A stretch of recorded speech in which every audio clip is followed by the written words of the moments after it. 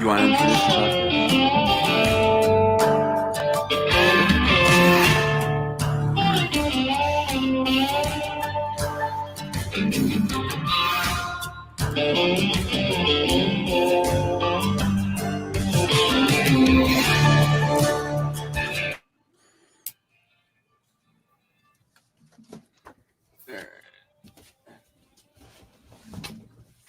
Go ahead. Testing. 1, 2, 3. Yeah. Who's introing the show? Epstein didn't kill himself. Hey guys, I welcome always to the... test my audio. They're like, count to 10. I was like, Epstein didn't kill himself. But good to go. Well, welcome to the Black Flag Podcast. This is Sam, our loyal co-host. Thank you for co-hosting with me, Sam. I'm Derek. We got John over here in the same room with us. Brett, one of my favorite Minnesota Meacocks. Will Bell, our Southern Belle. We also have the pinnacle of libertarianism. Yeah, one half of it. The other half isn't a libertarian. And then we got the only person who's actually messaging the way we talked about prior to Reno, Reed Coverdale. And then we're very grateful to have Ryan Dawson on. Thanks for joining us. Our favorite anarchist, yeah. For the record, I was a libertarian when Reed was 9. Love being passed over. I was waving a George Bush 2004 sign around back then. So I was protesting the Office of Special Plans and getting arrested in New York. Yeah, Ryan, what was your like entryway into libertarianism? Right, where did you start there? Just reading Jefferson when I was like 10. Oh man. Nobody has a I was never red pilled. I was never asleep. Nothing woke me up. I just, as far back as I can remember, that's just how I thought about things. That's it's awesome. the red skin. It has the red pill value Yeah, right away. we were already like hated the government. So, What is your nationality? I'm American. Are you native to America? Oh yeah, with a capital N, sure.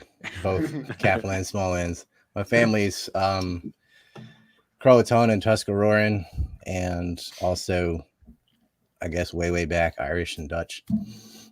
Oh, okay. Good lineage. Yeah, good mix. Strong blood. I'm a fan. So, Reed, tell us a little bit about Timcast. How'd that go?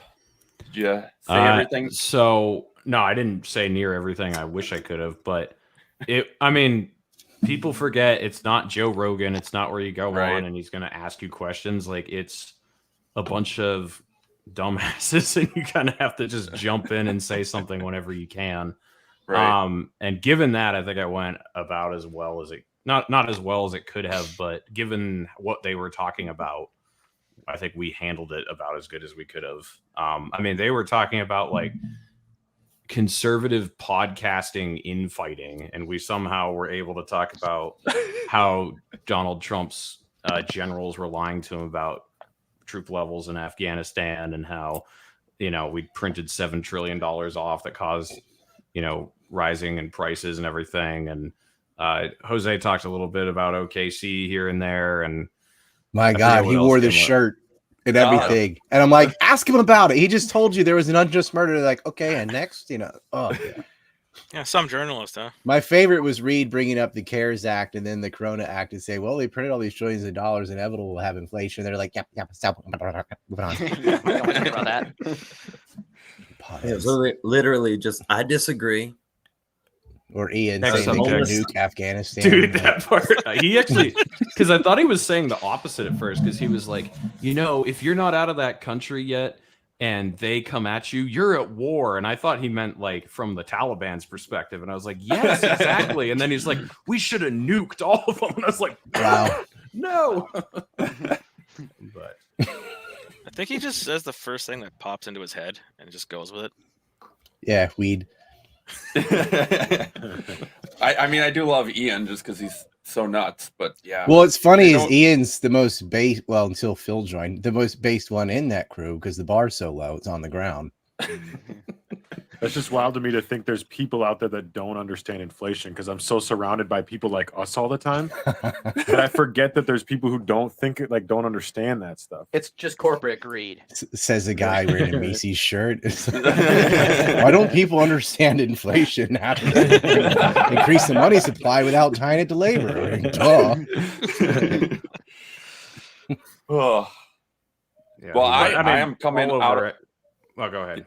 Yeah, I was just gonna say I am coming out of a cold, so you guys are gonna have to keep up the conversation and stuff. But Sounds good. throwing that out there. But yeah, so many questions. Oh yeah, so let's talk about a little bit about the Rage Against the War Machine, that whole rally, and like Is that February 19th? Yeah, I think believe To so. go yell at buildings, it's always productive. I don't understand that. I never understand that. And I know y'all want to talk about the inner pissing contest, whatever we can, but you are in DC. This isn't like you're in Los Angeles or something. right. You are at the Capitol. So why don't you legally make appointments and go into the Hart building and go into Randolph and go in and talk to the congressman like an adult, like you're legally allowed to do? Like yelling outside, it's so stupid. You're in Washington. Get all those people and go office to office. Find the committees you want to talk to about, let's say, the war in Ukraine, and let them have it. They're not, I bet you not one of them goes in lobbies. They're going to stand out there for the theatrics and give a nice speech on the microphone and stuff. And it's just like, it was like Occupy Wall Street. They sat out there for a month, More than a never month. go in the door to lobby. Well, Yeah, it's but not Ryan, too the late optics to- are so good being in front of an anti-war icon like Abraham Lincoln. But honestly, it's not too late to kind of like set something like that up, right? You get the optics. Well, of- if they had direction, but they don't, you know, it's like, it's weird because it's so many smart, like Max Blumenthal's a smart guy, Horton's a smart guy. Why don't you go there, you know? And there are hours where you can go into Congress and say, if you can't meet the congressman, you just talk to the legislative assistant, say, who's the LA, that's legislative assistant in charge of blah, blah, blah, you know? And then let's set up a meeting. You know, go talk to your representative. You're there. They're there. That's what they're for. Like, oh yeah, I've talked to Amy Klobuchar when I was 18 at the Capitol.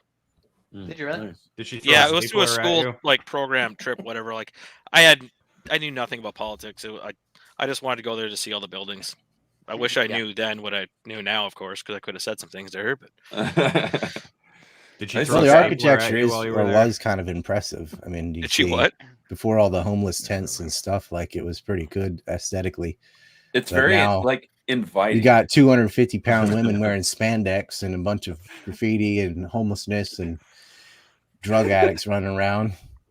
I don't know my which- appro- I don't know which was a dumber statement from Ian that we should nuke Afghanistan, or that he has a very high approval rating of Congress after seeing the Capitol building. I was just like, like, Well, even very Congress inviting. wouldn't nuke Afghanistan, so I gotta think That's true. throwing nukes around is the dumbest. The glass parking lot, like that jack off missile Johnny crowd, like I don't know if it's drugs. Well, I don't know how an adult gets to be that dumb, like how they can get to the store and back to their house without getting lost. Like you can't just nuke people. But Right. there's that attitude. Oh, that'll learn you.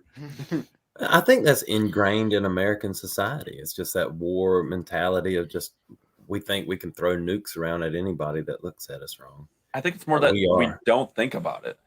Well, so I remember when I was in high school, I was similar, not exactly, but very similar to Ryan Dawson. I never had to like take a pill. Mm. I just becoming a libertarian was kind of like a self-actualization where I was like, oh, I kind of already think a lot of this stuff. But there's a philosophy behind it and learning more about it.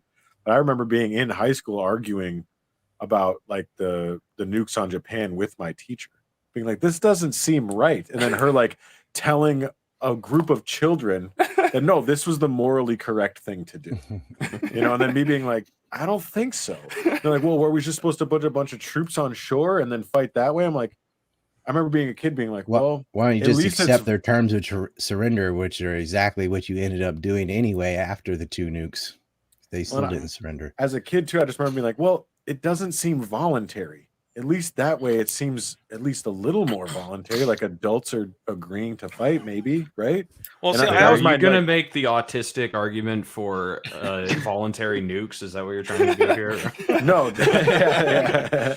no. I just mean like I just remember as a kid thinking like it seemed wrong, and it's weird to me to have like sit in a room with an adult woman being like explaining to a bunch of kids at a Christian school how it's morally correct to drop bombs on innocent people. Yeah, that made it less surprising when you said the Christian part. Yeah. well, I mean, I grew Morally up correct. with that same understanding. Like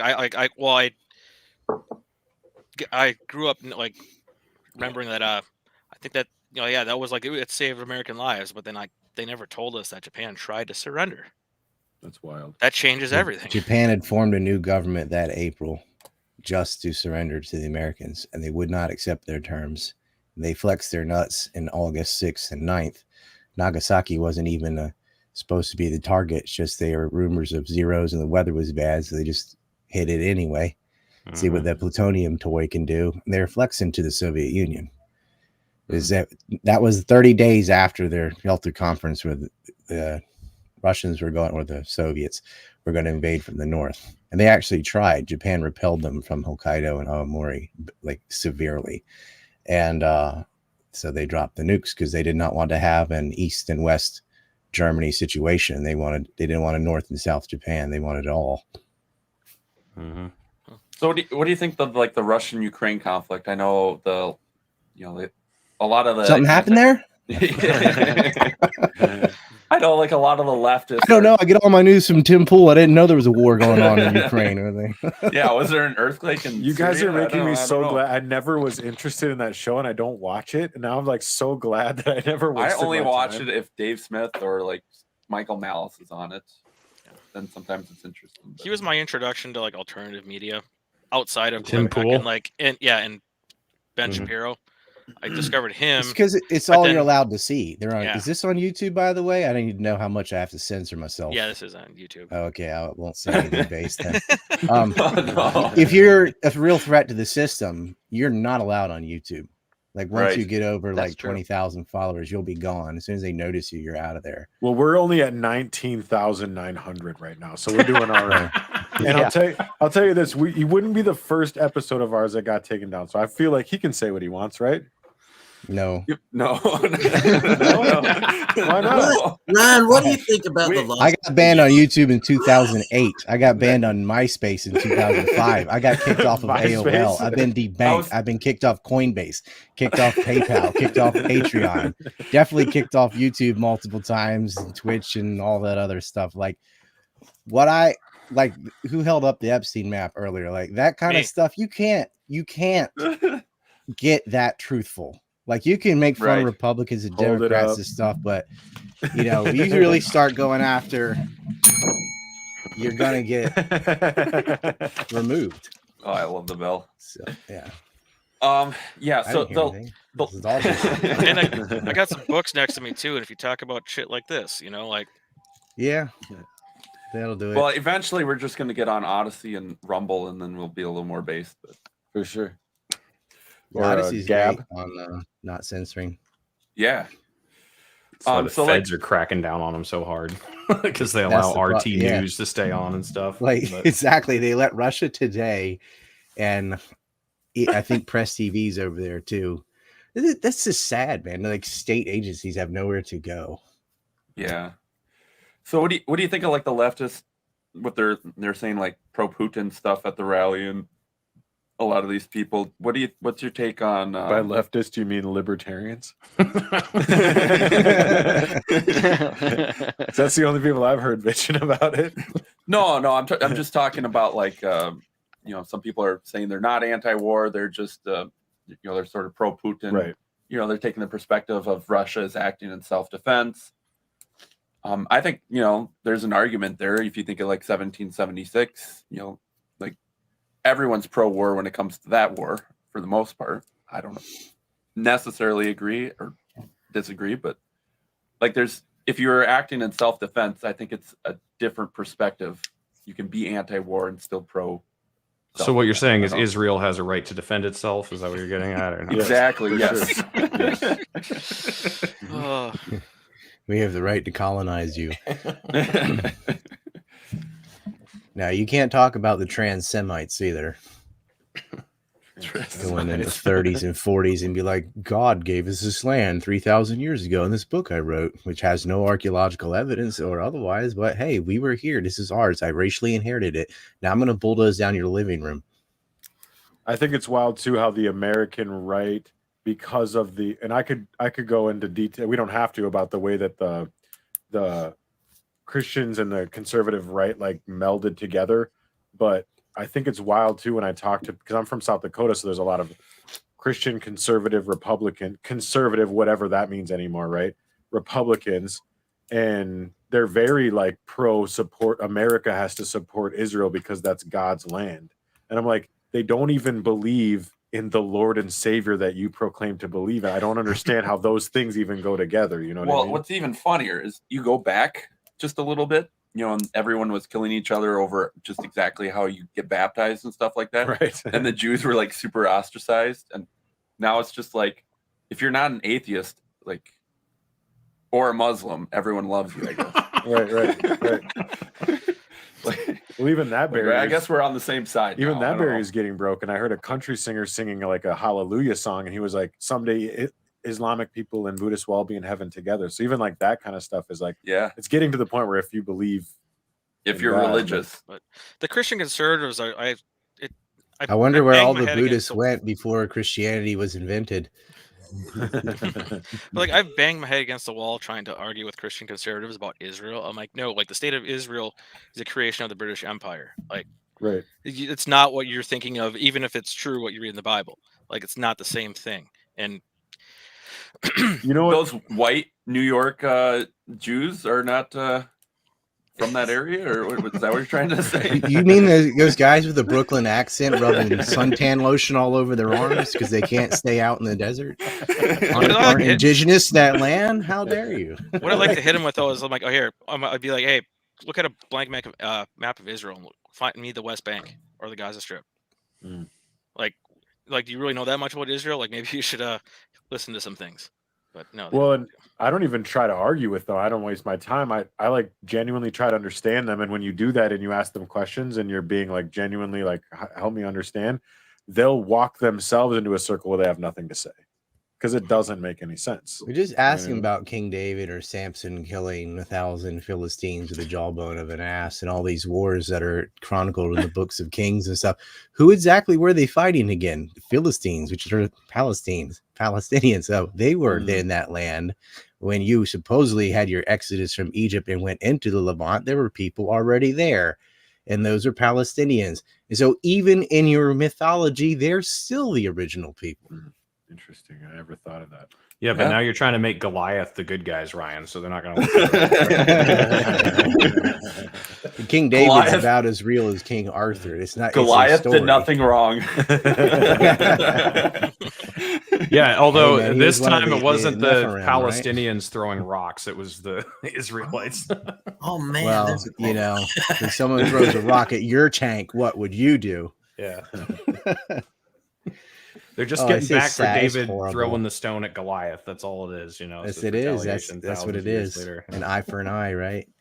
He who lives by the sword shall die by the sword. You're going to throw rocks, you can have rocks thrown at you. Do you guys remember when Ron Paul said that when Chris Kyle died? That was the best. I love. Oh my God, no, that's awesome. I don't remember that. Tell me. You guys what know did he Chris have? Kyle, Did he get cervical cancer? Is that how he went out? No, the guy who took shooting shot him, I think, is how he died. Oh, yeah. Yeah, you live by the sword, you die by the sword. Jesus was a carpenter and he got nailed to a piece of wood. Well, don't say too soon. Come on. It's not like he's thin-skinned. Jesus is my homie. I like whoever that character is, what he says, but couldn't resist the joke.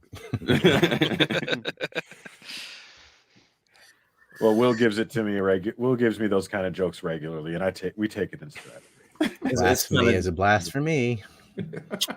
Yeah. So for real, like, do you get like an update on Ukraine? Because I haven't like checked in for like, well, I guess a week. There was a massive missile strike last night, where I guess my nighttime. I'm on the other side of the round planet.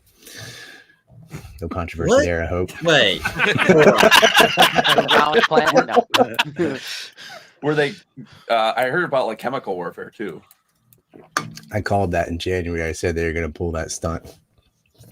So I thought basically, Ukraine was using chemical warfare though.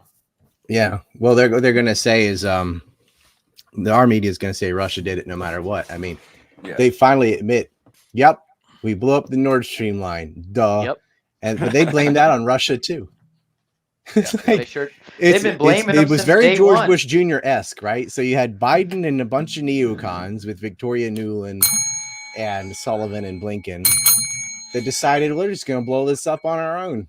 Didn't go to Congress, didn't even notify them, did no secret committee, nothing. They just decided, yeah, let's just get the Navy to go blow up the pipelines, and we'll get the Norwegians and Scandinavians to go along with it. They blew this up, and then instead of admitting they did it, like, yeah, we blew it up because they're like, no, Russia blew up their own pipeline. That had to be the dumbest lie of the year. So stupid. Had to be. What's going on?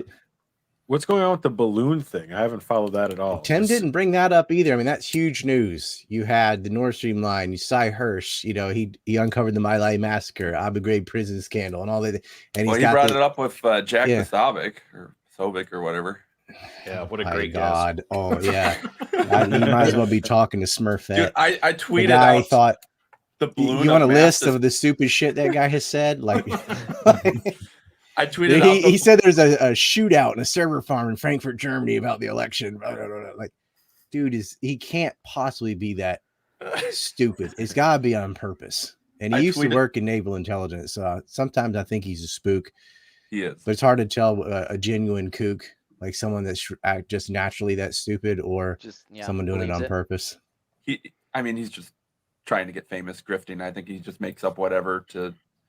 And he knows that if he says the right things, he'll get more platform because they're trying to push this type of stuff. He was like, you think peace comes through strength. I think it comes from an orange man with a bunch of guns, blah, blah, blah. You and me are not the same. And Reed wrote, you're right. We are not the same. I find him entertaining on Twitter. I'll give him that. But I don't take what he says all that seriously. Yeah, I'm blocked by him. I was till I got my original account back. Now I'm not blocked by him again. So. Nice. Congratulations. Nice. But I tweeted out the balloon of mass destruction, and then it was like a week or so later, like Jack is like talking about like how it was filled with explosives and all this stuff, and I'm just like, did he? Yeah, I did not see that. That's where were the other 98 balloons? I don't know. Like what even? It's just a weather balloon, right? Somebody got it. Yeah, I got If it. they wanted to spy on us, would they send balloons? That just doesn't add up to me. Like they have satellites. Well, there's another one over Alaska right now that they just shot down. That's what I was about to ask. Like, have y'all they're acting like that's a UFO? Like, it's just they've got like 30 something satellites. They don't really need the balloon for. To learn what? That we have a bunch of ICBMs that we publicly announced already. Like a balloon isn't the pinnacle of Chinese technology for spying. Well, I mean, maybe the stuff they developed on their own. The CCP owns 25%. But Israel didn't sell to them from us. Yeah. I mean, the CCP owns 25% of our pork production in this country. I mean, they own a lot of stuff in this country. You'd think that they could know whatever they want to, whenever they want to. They don't need to float a balloon at 60,000 feet over us. So what was You it? notice Probably Canada get on didn't Google say Maps. anything as it went over Canada. So what is it then? No, it was a balloon, but they I don't need it. understand it's a balloon. But I get that it's a balloon. I think it was just a weather balloon, but I haven't. Yeah, I never dug into it. They don't. They didn't. It was a giant floating crisis actor. That's what I'm saying. No, it's just a distraction. That's all I see it. That's all it is. You're right. I agree with you, Brett. I get that, but I was To be just safe, wondering though, we should probably like bomb China or something. Should launch the bombers from Guam. Let's get Ian Crossland. Well, they in can here. act See like what they he did says. with Russia, Yeah, right? yeah. Ban all things Chinese, right? Yeah. Try that. See if you Yeah, can that'll- even do Oh, that. No, we could, All maybe all we your should try dollar building stores some would bases. disappear. Yeah. Excuse me, $1.25 stores. That's when I went the last time I was in the U.S., I went to the dollar store. It's now the $1.25 store. Thanks, inflation. Yeah, More we like don't have $3 $5 store. footlongs either. $1.25. That's cheap. Fuck, it's about $2 Where were right now. you at? Yeah, it's like a $3 store, a $5 store. Have you paid for eggs in Yeah. America? $3 store. Do you pay that with Lindsey Graham bills? That guy is gayer than a cock flavored lollipop. Yeah, the $1.25 store, that was Trump inflation, right? And so now we're at $3, so that's Biden Both. inflation, Right. right? No, Yep. Trump had the Yep. greatest economy ever. Yeah. Trump will. The greatest economy, yeah, for sure. Will, Greatest lowest economy black unemployment. Mic drop. No, like for real, like look back at what he was saying during his campaign about the Federal Reserve and the economy's a bubble, like Reed was saying last night. And then as soon as he's president, he just turns on a dime. He just talks a lot of shit, man. That's Well, I mean, both. Yeah, He roll did. that a He D-state. pulled out of the Paris Accords. He did lower the corporate tax rate. He did some steps that actually did help. yeah. He got us out of the TPP too, which was huge. Yeah, he ended that. I think both of them were gonna. That was scrapped already. But you know, it's just offset by the stupid stuff he did, like assassinating Soleimani and just dumb thing. All the people he put in there, from Haley to Bolton, and even though he fires them at the very end, if you could keep that like lame duck Trump president's cabinet with Doug McGregor and those people, that would have been exciting to see. Yeah. Like from Too late. Not John Bolton. Nope. Yeah. Bolton's right up there with McCain level fucking on the scale, right? From 1 to McCain, how bad is it, right? Yeah. Bolton's, I think, even. Yeah. He's up there. You're not on Only the because he's a Bolton lot. Like Bolton 2024 and a dead campaign. McCain are about the same level of evil. That is one thing I wish came up on Timcast was that tweet.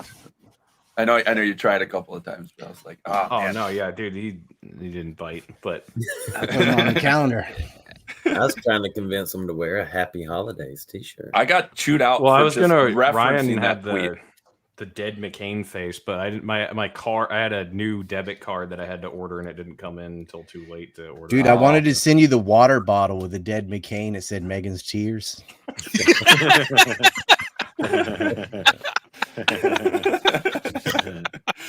Oh, that would be good.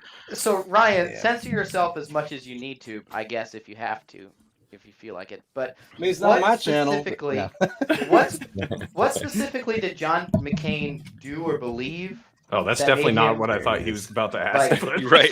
Yeah, that's I thought probably it was going bad. spinning squirrel. Yeah, right? oh boy, buckle up.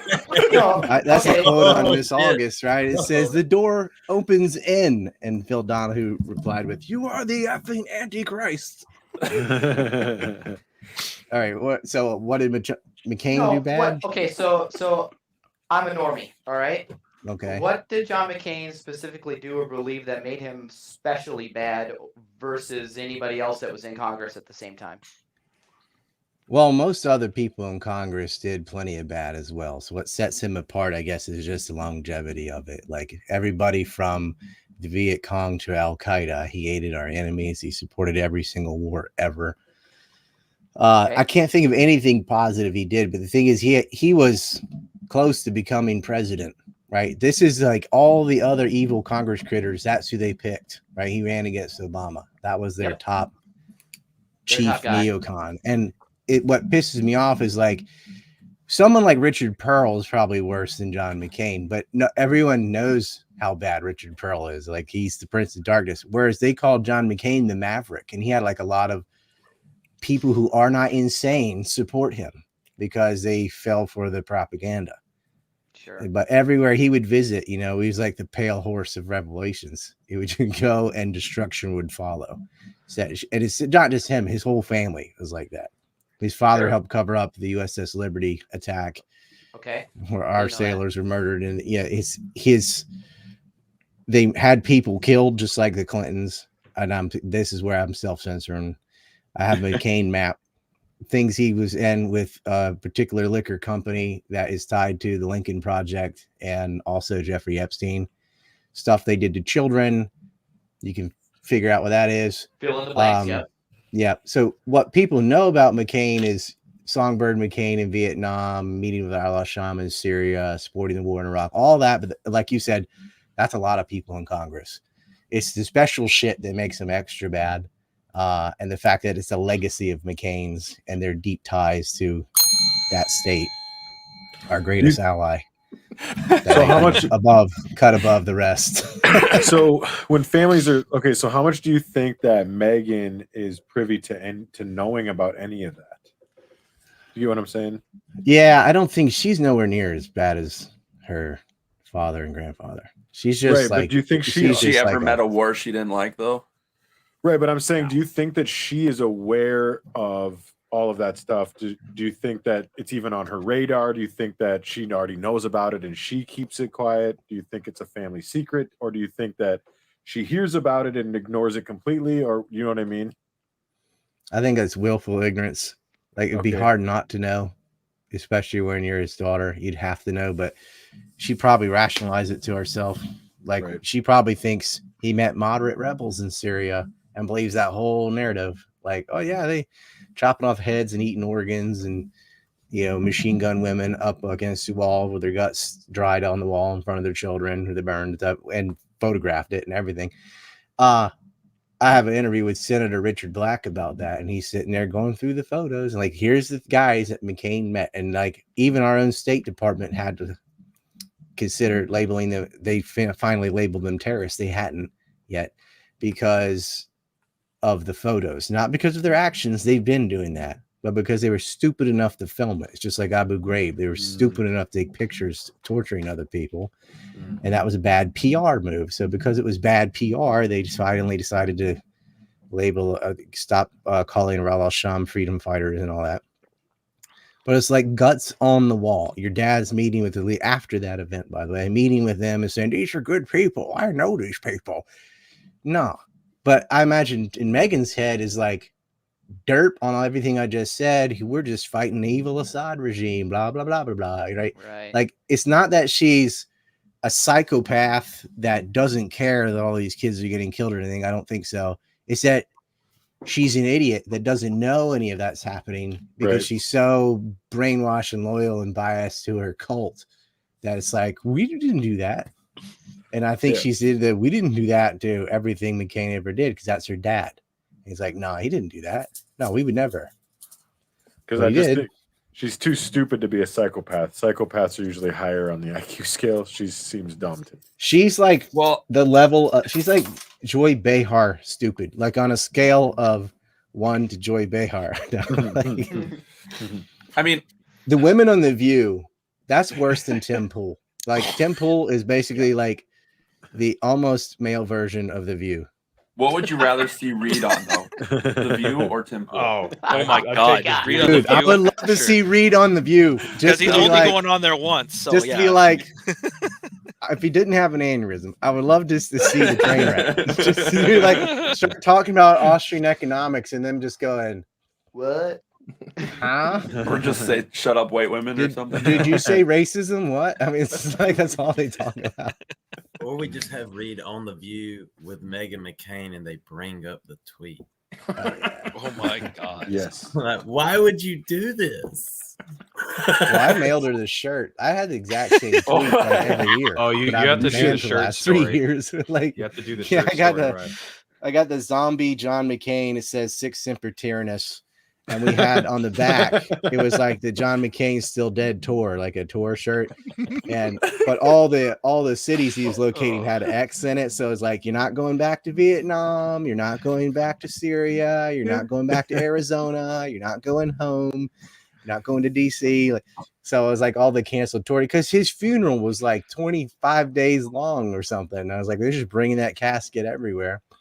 So we had a zombified makes me so happy. McCain shirt. I didn't know we were going to talk about this. Shirt's in my closet. It's like Sic Semper Tyrannis, and they canceled that shirt. But I got an extra large and wrapped it in American flag paper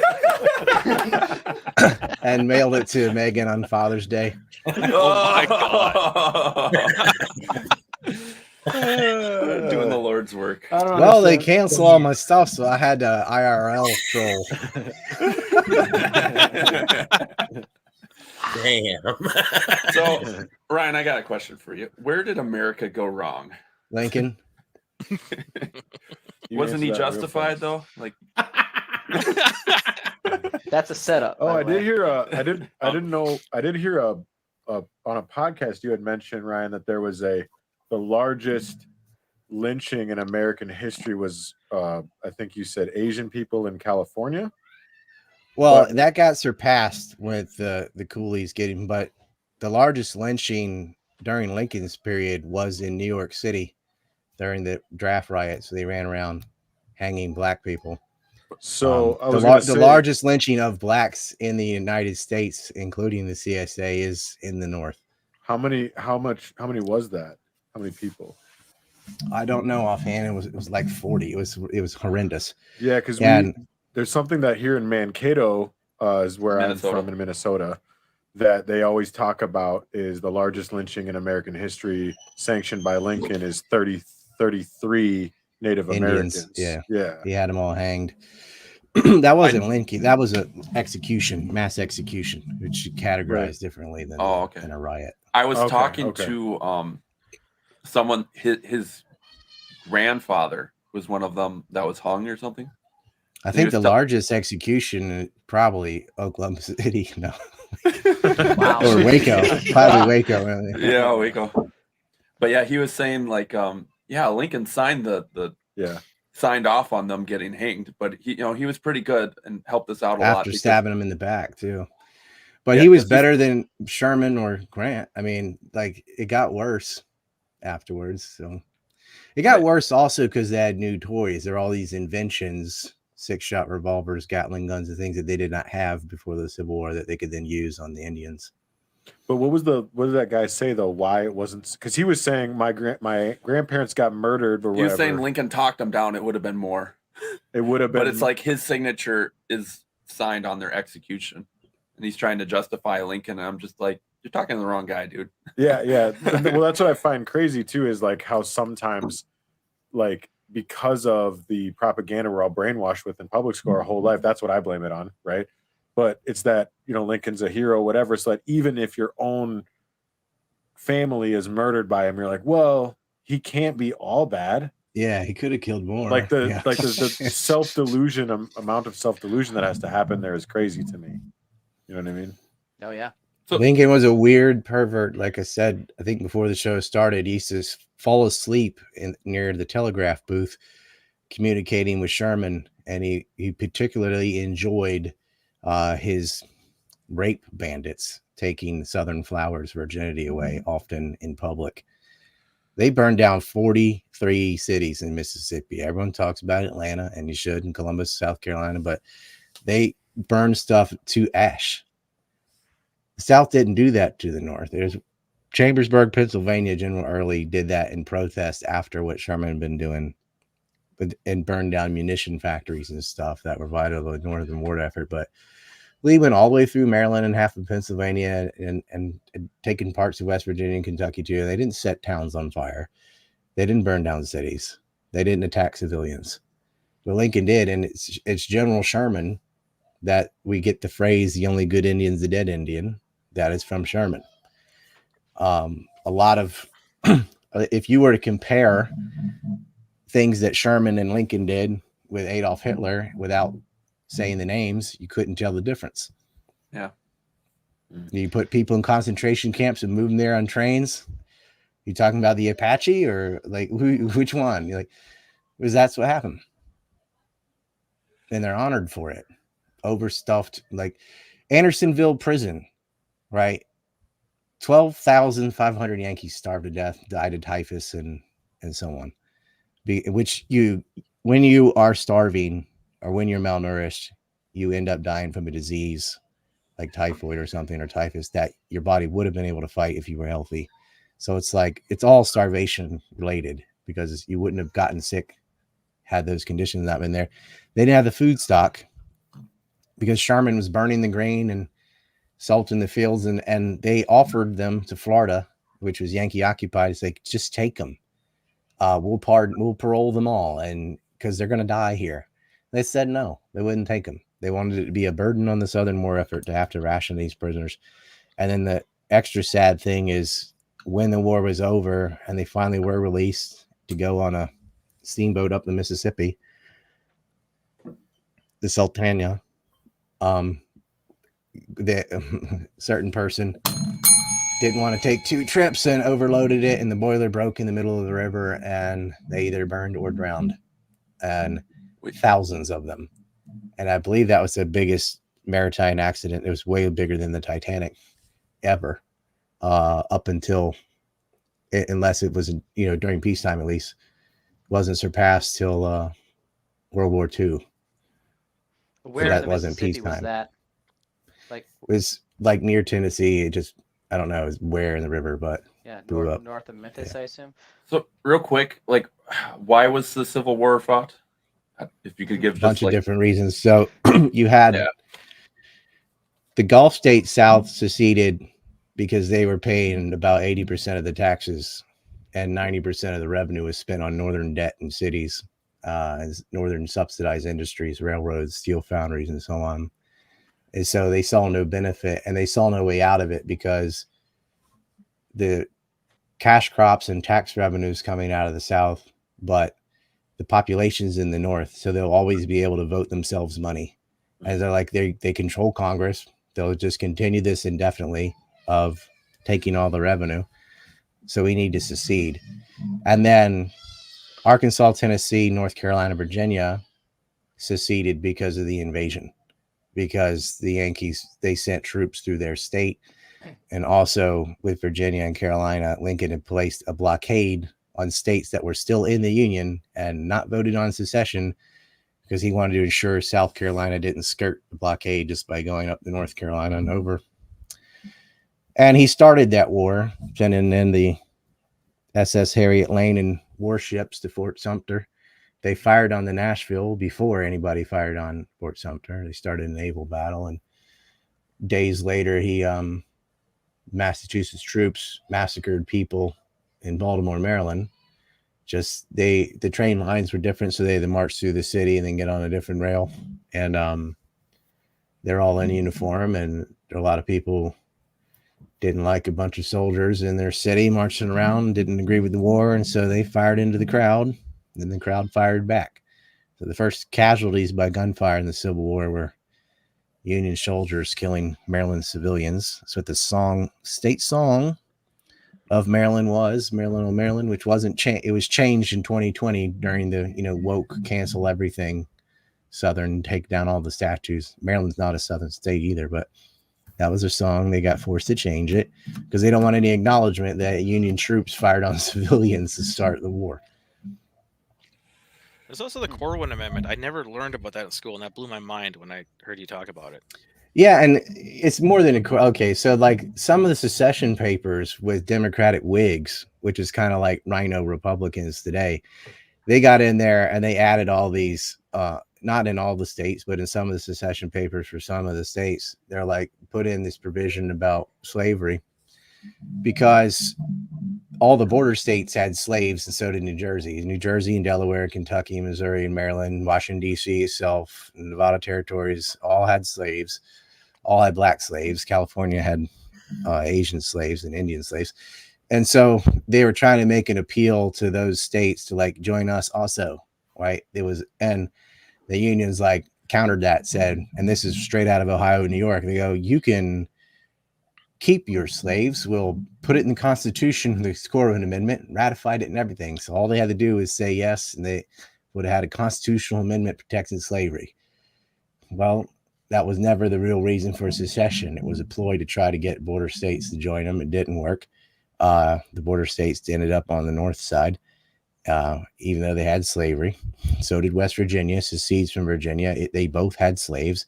Virginia ended slavery before West Virginia, which is funny.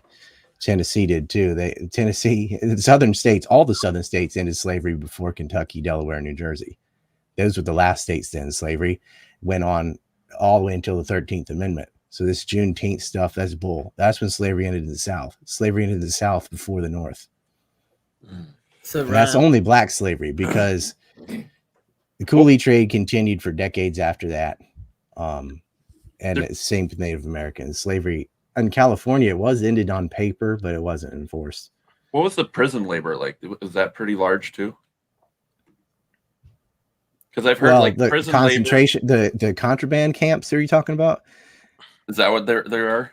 Like, I've heard of like the prison laborers. They would rent out their prisoners to like farmers, and they would last like 3 weeks or something crazy like that. Like you'd last a lot longer as a slave than you would in some of these prison camps. Well, a lot of blacks, whether they were freedmen or slaves, they crossed lines thinking after the Emancipation Proclamation BS, which what they didn't understand was that only applied to the South. The North didn't free its own slaves, and the North did not free slaves in territory that it controlled. They had little pieces of Tennessee and stuff. They didn't free them either. And this is horrible, but blacks are considered property, like a horse or something. Like they're alive, but that's my horse or that's my black person. Right. They would have said another thing, but like, so they consider them contraband. They consider them contraband. What would they have said? What's the word? Probably Negro. It's just too close. Like, I don't have a problem with any of these words, but YouTube might, so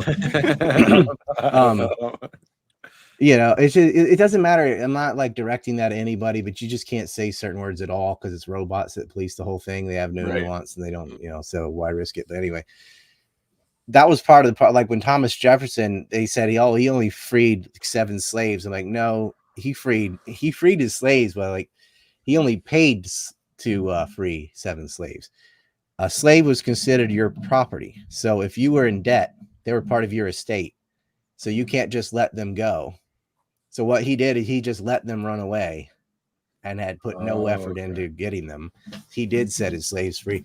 He tried to set slavery free in Virginia when he was governor. He only lost by a couple votes. He did end the transatlantic slave trade when he was president, and he prevented slavery from expanding to the Northwest. And they're all like, Jefferson had slaves. I'm like, Jefferson inherited slaves. His dad died when he was 11. Like, he was in debt. Is like the complex story about that. And they're all like, what about Mashali Hemmings? I'm like, I'm going like, my head's gonna explode if their ignorance about the founding fathers is just this continuation of Southern bashing. And it's funny, it was like, well, General Grant's on the $50 bill. He had slaves. He is the head commander of the Union Army, and he's a slaveholder, right? Just like his wife had him throughout the duration of the war. They weren't fighting to end slavery. They, in the middle of the war, because you got to remember, despite having every advantage and more people and better cannons and more everything and more industry, the North was losing that war for like the first year and a half, 2 years. They didn't get any major victories. Their Navy did well, but on land, they were getting pummeled. They lost more people overall, right? Oh, yeah, by hundreds of thousands. But they had more people, and they had a lot of conscripts out of Ireland and Germany, a lot of foreign fighters, 250,000 Union troops. 40% of his army were not from the North by the end of the war. Fresh off the boat. Yeah, I heard that. Really fresh off the boat. Yeah.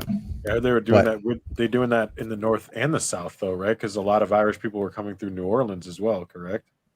A lot of Southern Irish were like Irish Americans. They weren't fleeing the potato famine. Most of the famine refugees went to Boston and places like that. So New Orleans had total maybe 100,000 people. It was one of the biggest cities. It was about the size of Florida, like the whole state. Florida and Texas were not these giant states back then like they are now. Right. The largest southern state was Virginia. The largest northern state was Pennsylvania. So you said there was an 80% tax on the far south? No, the tax, well, the Morrill tariff was going to pump it up to 45%, 47%. It's just 80% of all taxes were being taken from the South. Things that didn't like if you're going to put taxes on export taxes, or you're going to tax, like they were taxing, the whiskey rebellion, right? Like what happened there was they in the hills. This is in Pennsylvania. This is way before the Civil War, but like their hill people's corn isn't very good for eating or feeding livestock, but you can turn it into whiskey and it's just as good. Shit corn, just like shit grapes, you make wine out of them, right? Bad grapes make wine. They made whiskey, and what was happening too is whiskey was being used as a currency. Like, I'll trade you 1 1/5 of this bottle of whiskey, and it was just like you never even had to drink it because you knew it was so easy to liquidate, literally to liquidate the whiskey. And so it was like taxing their currency, and they had this whiskey rebellion. But anyway, like what was I getting at? Oh yeah, so like cotton, tobacco, things like that didn't matter. They didn't grow it in the North, so you do whatever you want. And they put heavy tariffs on foreign products too. So the South is buying textiles from, say, the British or the French, and now you've made that, double what it used to cost. And likewise, they are going to react and put tariffs on American products. Well, they're not importing textiles from the North; they're importing cash crops from the South. So now, not only can the South not buy its goods from competitors, it can't sell its goods there either. And I have a list of what happened to cotton, how it went down to like 9 cents. I mean, it was a complete abomination. And then the North is collecting all that revenue to spend. It's not even the North. It's like Philadelphia, Boston, and New York bankers are spending it on their debts. I think that's the thing that like people today. Yeah. That's the thing I think people need to really understand is the biggest movers and shakers of all these global events. Or and the Civil War turned into almost a global event, or bankers. It was the bankers' war, like every war. Like they say, like, oh, we're fighting to liberate the slaves. And so Lincoln didn't even want whites and blacks to live together at all, and he was against expanding slavery west, but not because of the obvious immoral implication of owning people like their products. It was he didn't think that the races should live together and it would benefit both if they were separate. That was his opinion. For my dad's birthday, I bought him, like this was years ago, a book of Lincoln's quotes. And so I just started like flipping through that. And I was like, what the hell? This guy's nuts. Yeah, if I was to quote what Lincoln said, it would get you kicked off YouTube. Yeah, not only were they like bad, but it was not like this, like, I don't know, like, they weren't like these beautiful quotes or anything like that. It was actually kind of nutty. Right. I thought. But I have a question for Will Bell here. Can you make shit wine out of shit or can you make good wine out of shit blueberries? Yeah, man. Just gotta take fruit and sugar. Wines are Will's our in-house southerner, and I was wondering if you had anything like pushback or questions, because I was curious thinking about this podcast coming. I was curious what you felt, because I know you've had some negative connotations and experiences in terms of like the Confederate flag and people that you grew up around and stuff like that. Well, it's me too. I kind of grew out of, that or whatever, just like we all kind of like lose our nationalism for America as we are, we go down this anarchist route or what have you. But kind of one of my first He's forms, one bad day away from moving to Montana. Let me show you. So you see this? You see this here? That is an actual piece of letters from jail. Oh, wow. And so that guy looks a lot like Reed. Selling an action That's an actual out of an 8-page letter. It's cut up into squares and put on your Uncle Ted stocking stuffer. My friend Stephanie sells these. There won't be many left, but you can get an Uncle Ted and his handwritten letter. And the whole letter is on the back. So like you can get a whole page per doll. Hell yeah. That's how deep in our own end zone we are. I'm selling Unabomber doll. I'm not selling it. Somebody is. And I'm promoting the sale of Unabomber dolls. Disavow. So like the South, like how bad was it in the South compared to the North? Like how bad? Hey, let's let Will finish his question. I guess I'm just saying, like, I don't know. I would not have the information to refute anything Ryan's throwing down here, just about like the facts around the Confederacy and Lincoln and stuff. It just really is hard to even, come at that with any kind of like opposition. You know what I'm saying? Like, right. I get what you're saying. Ryan's done the research here. But like, by the way, this is for every war. I'll tell you the truth Yeah. about Iraq, Syria, all of it. Like, this isn't just because I'm from the South. Like, it's just true. I Yeah. have no problem shitting on my own. Yeah, I'm with you. And I do appreciate it when you do kind of like, I'm deep South too, brother, and like, when I'm with my fellow rednecks, I am like sitting here. There you go. My wife gave me nice. that for Christmas. Well, it was just Robert E. Lee Day here a few weeks ago. So. Yeah, Oh, yeah, it was Lee Jackson Day. Yeah. Ryan, do you feel like a little bit of a tug of a contrarianism though to the Confederacy, like when you're back home, like where people so embrace it, like it is kind of its own form of nationalism? Not where I'm from an island, so it's not like our whole thing is modern stuff against the government closing down our beach and taking our land. Like, our plate is full. We don't need to go back to the 1860s. We see it, lived it.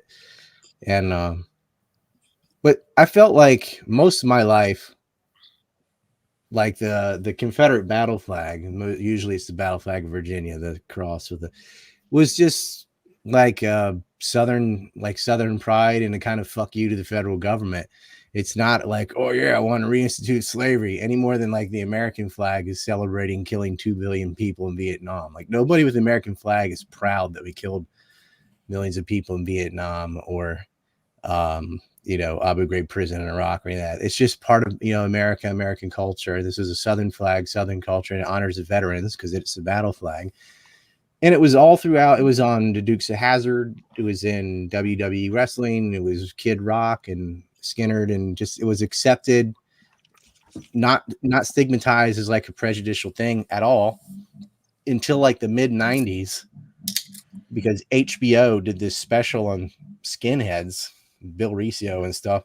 And a lot of the skinheads actually in New Jersey, but they went, I think it was Alabama, and someone had a Confederate flag on their wall. And they're like, see, people with those are a bunch of white supremacist Nazis. I'm like, oh, really? You think the Confederates were going to support socialist foreigners? Like,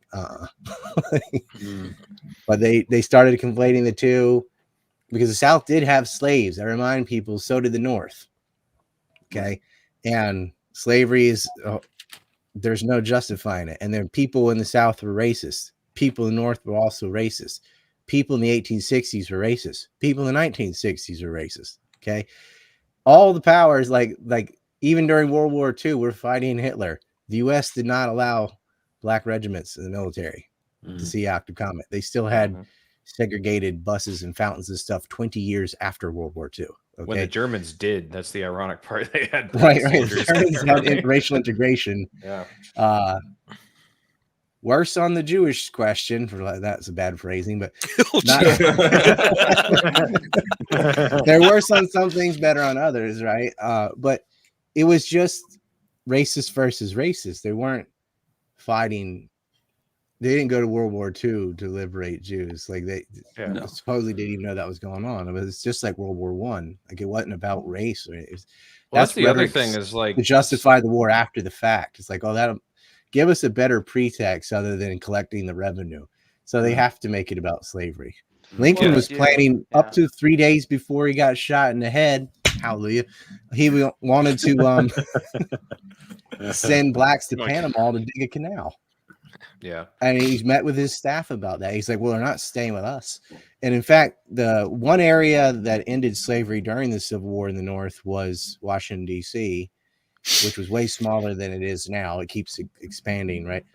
But the way they did it was the way it ended in a lot of other European states, is they paid the slave owner. So they offered, I believe, $300 a head, and they offered any black former black slave $100 if he'd leave the United States.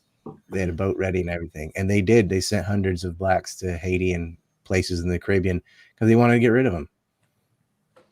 He believed they were inferior. He believed like that was a common thing. Yeah, a lot of abolitionists opposed slavery, not because they've had sympathy for blacks, but because they didn't want to compete with free labor and expanding railroads to California from Chicago versus New Orleans, Chicago. They go, We have to use wage slavery as script pay, which is still on the spectrum of slavery, by the way, whereas they have cattle slavery. It's not fair.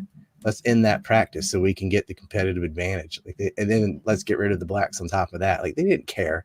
It is ridiculous to make hundreds of thousands of Union soldiers died to liberate blacks. Like, I hear Dinesh D'Souza. So I'm like, holy Christ, no, they didn't. They put them in contraband camps where they'd get worked to death. Like, again, still picking cotton for northern tents. Usually they needed cotton to build the tents out of.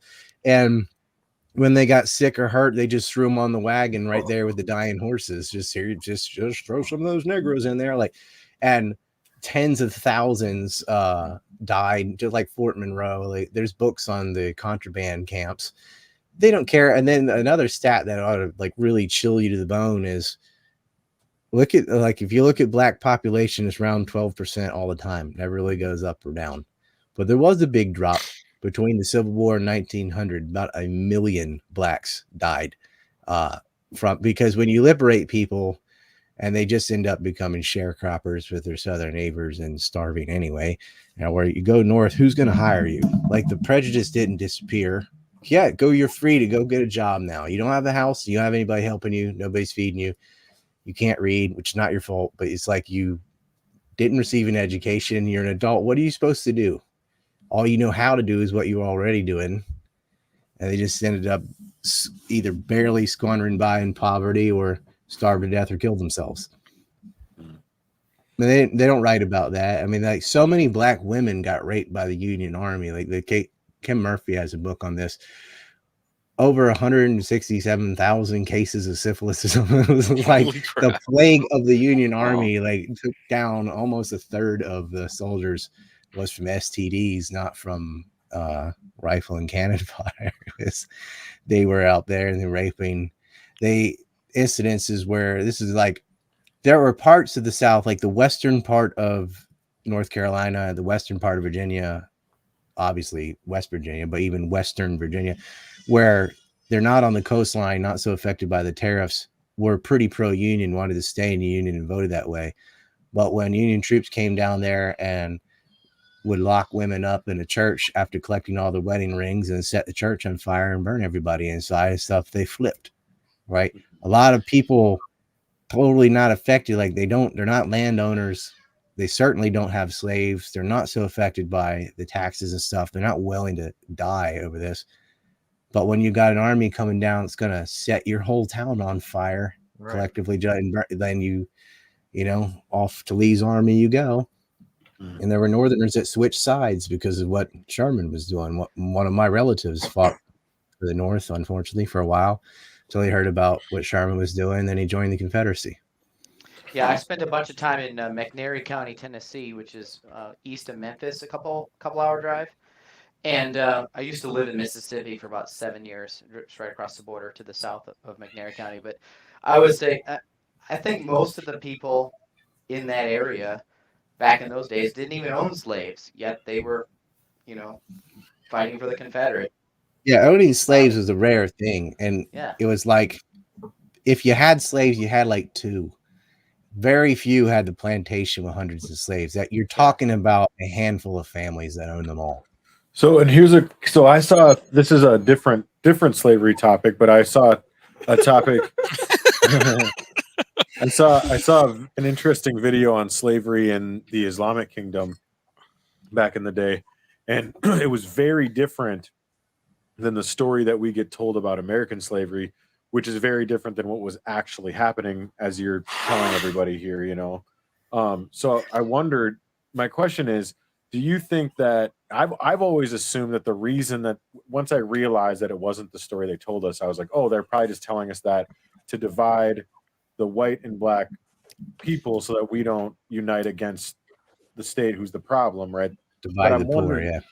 I'm wondering is there more to that, where it's also maybe reinforcing do you think it's more of that, or do you think it's more of, well, they're reinforcing their story of the federal government's right and the North winning the war, and that was justified? I think it's more of justifying the federal government, or what's funny is they didn't do that in the beginning because the North did not agree with freeing slavery. You got to think, would you just fought a war to end slavery and then 4 states refused to ratify it? 3 voted against it from the North and 1 abstained, right? Why would you fight a war and lose hundreds of thousands of guys to end slavery and then vote not to ratify the 13th Amendment on the first go around? Like, because that's not what they fought about. And so saying you couldn't really justify the war by saying, well, that was all worth it because we freed the slaves, because that would not have gone over well.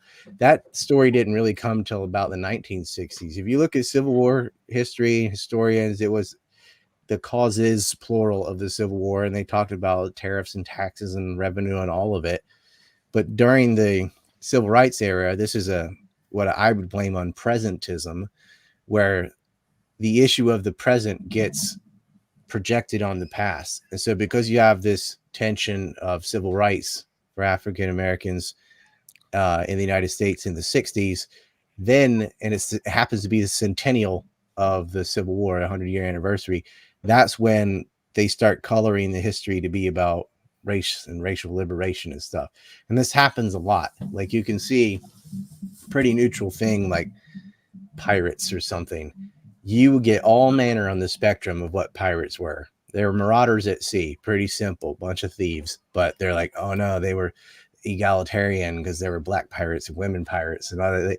They put the modern spin on the past. It just wasn't so. Like, it wasn't the thing. But it wasn't like, oh, let's say this because this sounds better. It ought to sound better, but at that time, that didn't sound good. That didn't sound like a good reason at all. Like hundreds of thousands of Union soldiers quit after the Emancipation Proclamation. Like, I'm not fighting for no N-words. Like, I'm not doing that. He had to start conscripting people from foreign countries.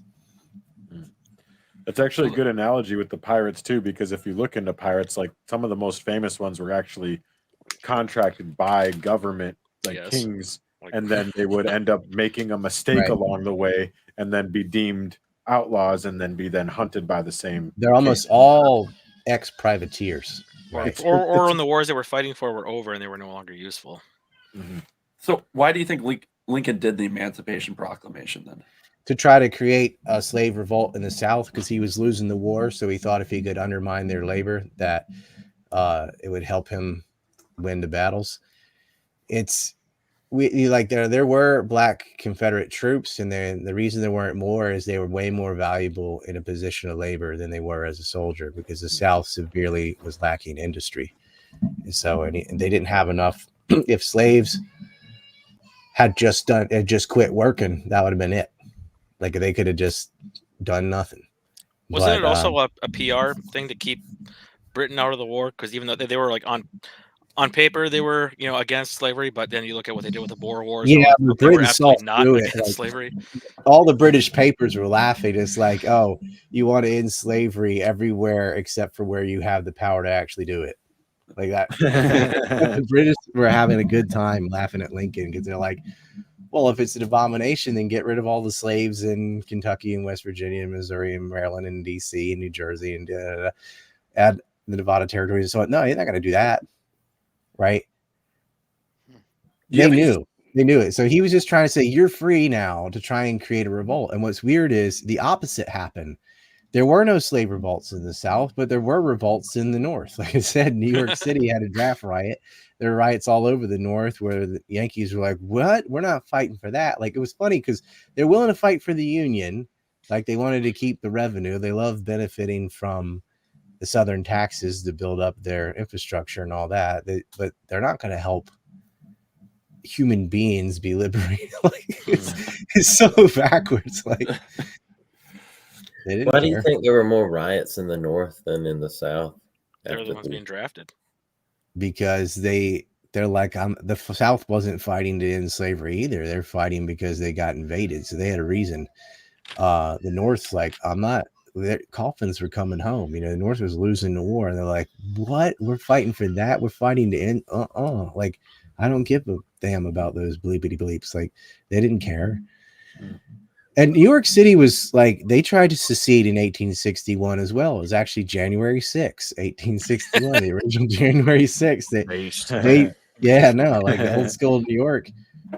what revenue the North was getting was from New York City. Like that's where if they had their little 20% or whatever, a lot of that was coming from New York as a large port city.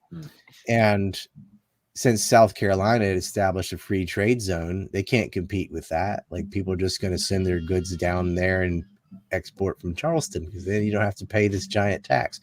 And New York's like, and Lincoln was almost ready to let him go. He was like, well, let him go. And then, Thaddeus Stevens and all these Whigs, Republicans get in there and they said, absolutely not. Like we're all going to secede. Like, I don't know why he didn't just get rid of the damn tax. Right? Just that could have fixed it so easy. With it too greedy. Certain people had a lot of pressure on them to do it, and they didn't want to lose New York City, so they quickly went and squashed that. They immediately said, "Don't worry," and they sent the revenue cutters. The Harriet Lane that fired the first shot was actually a ship commissioned by Alexander Hamilton. It was an older ship that they kept upgrading. So it was a tax revenue collector. Some of the only armed ships, they didn't have a standing navy, but they had, except for the revenue cutters. So that's what he sent down there.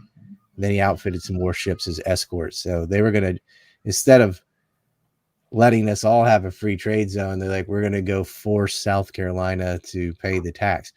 Fort Sumter is in the water. You go look where it is. It's out in the water. And what does it do? It collects export taxes and import taxes. Like that's its job. And they wanted to reinforce the fort and collect the tax. Yeah, I've been there. It's in his first address to Congress. The first sentence out of Lincoln's mouth is about how he did it for the revenue. I mean, and when he met with black leaders, like before Virginia had seceded, and he's meeting with them, and he doesn't offer them slavery or anything. He's like, what about my revenue? Like it's real clear. And if you know where to look, and like as you brought up the Corwin Amendment and so on, like it's really clear. It's like says over and over, we're fighting to preserve the Union. And what does that mean? To preserve the tax revenue, like to subvert the status quo. Exactly. It's like they didn't care what all laws the South had or not. They already had different laws. Some of the northern states didn't have slaves, some did. Southern states had slaves. Like your state could already make its own rules on that, right?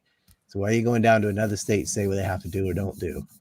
Well, they didn't want them to secede. The secession was a bunch of reasons. A big one was taxes for a lot of states, but there wouldn't have been a civil war if he hadn't acted the way he did and sent troops in through. Because without Virginia, Carolina, Tennessee, you can add Arkansas too, there's no civil war. I mean, Virginia and North Carolina were the two largest southern states in the bulk of the Southern Army. So he's an idiot ticking them off because that, it just led to about 1 million people getting killed and then more starving and dying after the war. And then Reconstruction was about 55 years long. 12 years of straight up occupy. And all the new senators of all the new states carved out of the West, Republican, right? And they had illiterate black senators in there. They couldn't read or anything. They're just a senator because they took voting rights away from Confederate veterans. They gave them the blacks and they used them as a voting bloc. And they didn't care about blacks. They just wanted them to use them to help the Republican Party because they didn't give black suffrage in their own states. So you have black suffrage in the South that you occupy, but you're not going to do it in Wisconsin. You're not going to do it in New York. Didn't do it in New Hampshire. I mean, they would like years later, but then they put all these provisions like, sure, you can vote if you own property. Oh, sure, you can vote if you pay this $500 with this and that. It would like they made it. That's something like Booker T. Washington called out too, right? Yeah, he's a stud. The wrestler. No. Okay. How many years later? Big fan. We had this awesome black cat for my whole childhood growing up, and his name was Booker Athletic. T. Washington. Nice. He's the best cat ever. But like the South has never really recovered from the Civil War, though. They were so poor after the Civil War. I mean, that 2/3 of the railroads have been destroyed. I did like all the stats on that with Pete Kionez. If you want to go listen, like detailed Reconstruction thing, but hell yeah. They were like, we don't have shoes poor, right? People were getting parasites because they didn't have shoes, right? And like hookworm infestation and stuff. majority of they didn't have screened in porches. They didn't have like most livestock had been killed. People were on subsistence living. It was terrible, and they wanted to punish them. Like, how dare you rebel and not give us your money? You know. Well, and the carpetbaggers too, I guess, right?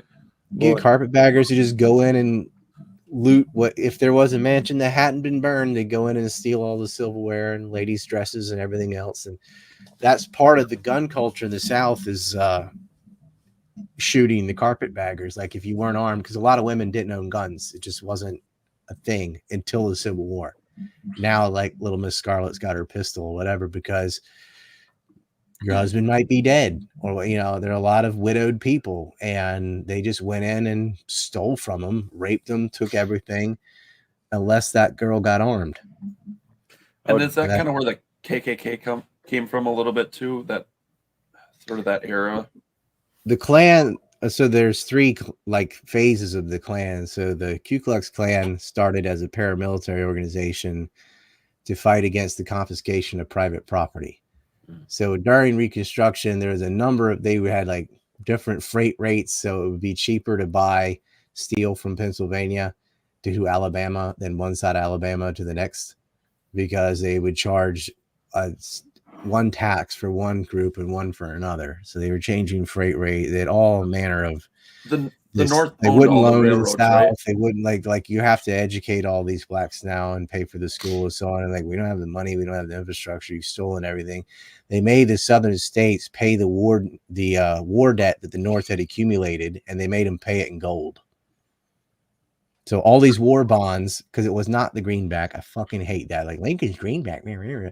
That's a challenge to the Fed. There was no Fed. There ain't a Fed till 1913. There was an income tax.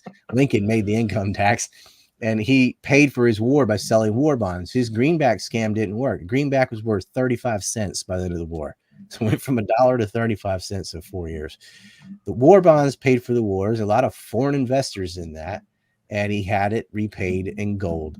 And that's something Grant passed. It was like his first order, and he had Southern gold used to pay for the war bonds. So the money supply was dried up in the South. They couldn't sell their cotton. All their fungible bales have been stolen and stuff. And so like they're getting hit by all sides. Then they start confiscating private property. It's like, well, at least I still have my house and my field. Maybe I can grow something else. They started stealing property. That's when the Klan rose up. Forrest, who was a Southern general, maybe one of the best, it's like, you're going to have another civil war just with Tennessee if you continue this. And the Klan would go around fighting these scallywags and carpetbaggers and things. But then it got taken over. It was supposed to be this invisible army, right? And then it got goofy. It got kookified like modern stuff with the stupid hoods and the rest of it, right? Looking like a cross and burning and all that. But that the Klan that people know about with the hoods and lynchings and shit is from Birth of a Nation, the movie. And that's when the Klan like grew in membership, which is dumb since it's a secret organization. Now you have membership and costumes, so it's so easy to identify you. And where is it centered? Indiana. The Grand Dragons in Indiana. The membership's also in Indiana. Then Ohio, like they're in Texas. Like you look at the top 10 states of KKK members, 9 of them are in the North. I'd like to add that Birth of a Nation. One was in Texas, but Texas is a huge state, you know, but it's like the Klans in the North, the leadership's in the North. You know, I mean, Truman plays this Mississippi Burning or whatever. Like he's a Klansman. It became this just stupid, like weird quasi-Christian cult where they dress up like crosses. But originally it was a paramilitary organization to fight against the confiscation of private property. But you cannot be that nuanced, because today they might as well be Nazi. Like, you hate black people. Like, they all hated black people. Okay, that's unfortunate truth. But the Klan wasn't fighting that. They could have done that without dressing up. Like, that would have been easy. How long was it between like the start of the Klan and like the what you call like the kookification of it? Like, well, the threat of it, the Klan kind of fizzled out because the North backed off of Tennessee. The only southern state not in the occupation zone was Tennessee, which again says because they turned to guns. But like they'd already had Florida for a long time, Louisiana for a long time, and so they put in their largest forces in Virginia and Carolina because that was the biggest resistance, right?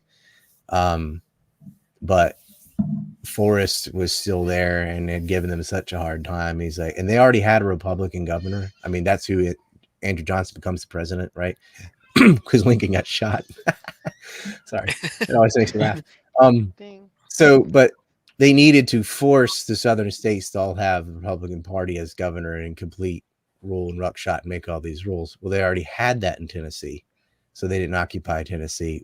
That was part of the reason. The other reason is there's a lot of resistance there because of Nathan Bedford Forrest, who they fucking demonized in the movie Forrest Gump, where they're like, he started the Klan. Forrest was against that Klan. He was against the theatrics. He was against terrorizing blacks. He had black cavalry himself. Like, and he was a slave trader prior to the war. It was a big business and all, but like that was part of the times. Like, it was a legal thing to do and what he was doing. And but he was opposed to it before he died. But his motivations for starting that group, like a lot of generals and stuff, the war never ends. That's what you've been doing that part of your life. And he saw another cause. Hey, you can't confiscate private property. Like, if Lee had known Reconstruction was going to go the way it went, they wouldn't have surrendered. Like, the South was still winning battles. They won the Battle of the Wilderness. They won. General Hoke had won in North Carolina. Like, they were whooping the army. It was just a war of attrition. They didn't have a way to replace their soldiers, but they would have fought a harder deal. Do you think, like, you know, hindsight 2020, do you think the South should have fought back, or if they should the South have fought back? Like, did it work to their advantage at all? I mean, at some point you just got to, I suppose, but yeah, they had to fight. I mean, they were going to get crippled by this taxes anyway, and that would have gone on indefinitely and kept getting worse. Yeah, So they would either fight the war or end up in slavery. They nearly won that war right in the beginning after Bull Run. If they had just pressed to Washington, they could have captured Lincoln and that would have been done. And they were winning, and they were hoping there would be foreign aid. Like in the Revolutionary War, if we had gotten guns and ammo from the French, we'd been fine.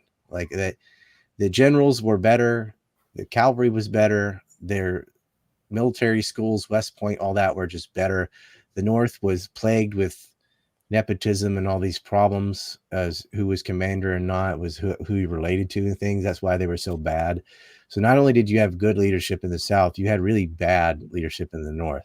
You still have 5 times the population, all the industry and all that, but like you can still lose, right? And mostly it was the North's on the offense, which is to a disadvantage too.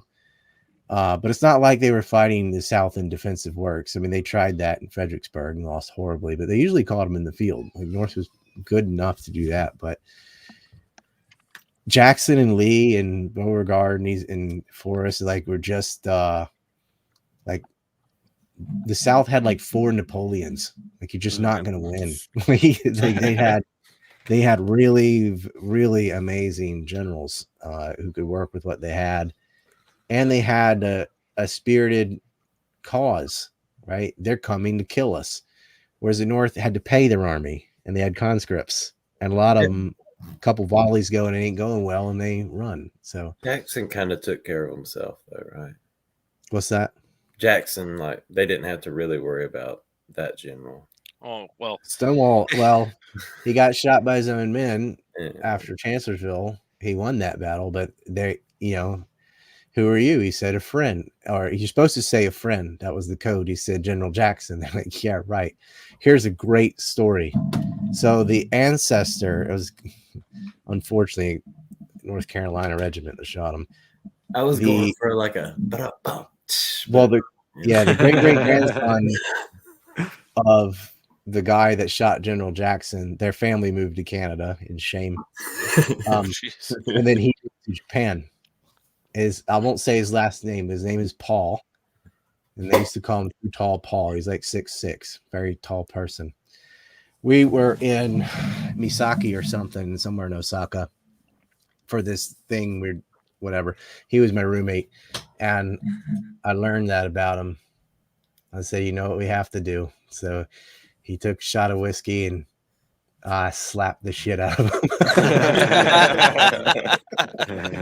I've He just always put his like, arms behind his back. He's like, "Don't break my jaw or nothing." I was like, "Well, I'm not gonna punch you, but I slapped the shit out of I've him." always like, even before like I knew like was when I was still on like the northern side of the conflict, I always my biggest what ifs was what if Jackson was there at Gettysburg. Yeah, totally what different. if Roberts had been let loose 30 minutes earlier in the Battle of the Wilderness? There's a whole bunch of like, oh, if that just one thing had happened, like, yeah. Oh well. Yeah. I wonder, I bet the North asked like too, like, what if Mrs. Lincoln wasn't like, you never take me to the theater? Right. So what I know, about like, the what if of like, say, like the Civil War didn't happen or the South won or whatever? How do you think slavery would have eventually ended? Same Like, way it did everywhere else in the world yeah. without Is violence. slavery a consequence of just poverty? Well, Or that's not the thing. I think slavery was being extended because they were being squeezed so hard by taxes. And like, you're not going to get rid of free labor when you have labor shortages and all that. Like, slavery was being phased out of Tennessee anyway, and it had attempted and failed in Virginia. West Virginia, that whole half of the state was on board. It was being phased out anyway. I think as it did end in DC during the Civil War. It never really took root in Missouri. Like, it was legal, but there were only like a couple dozen slaves. Like, I don't think that was going to last. It wasn't expanding west. So, and Well, North there's- Carolina also yeah. had areas of freedmen ever since the Revolutionary War. It wasn't like a uniform thing. So it would have been phased out. Now, I think it would have lasted a bit longer in places like New Orleans and Mississippi because they're so dependent. It'd be like, why don't we just make cigarettes illegal right now? They cause cancer. You could list all the problems with cigarettes, right? Legitimate argument, emphysema, cancer, it's addictive. Get rid of them. It's a bad thing. Shouldn't be allowed. But it's a multi-billion-dollar industry, and a lot of people enjoy that product. And it's not so easy just to go, They're going to say, no, I'm going to do it anyway. Like it's 100 times worse than that, though, right? So it's like, well, if you needed to be able to have enough money supply to just pay them. Like, the way you could have ended slavery is keep people exactly where they are, except now they have a wage. That might have been a worse deal, though, because you got free room and board and da-da-da-da-da. And it's like, oh, now you have wages.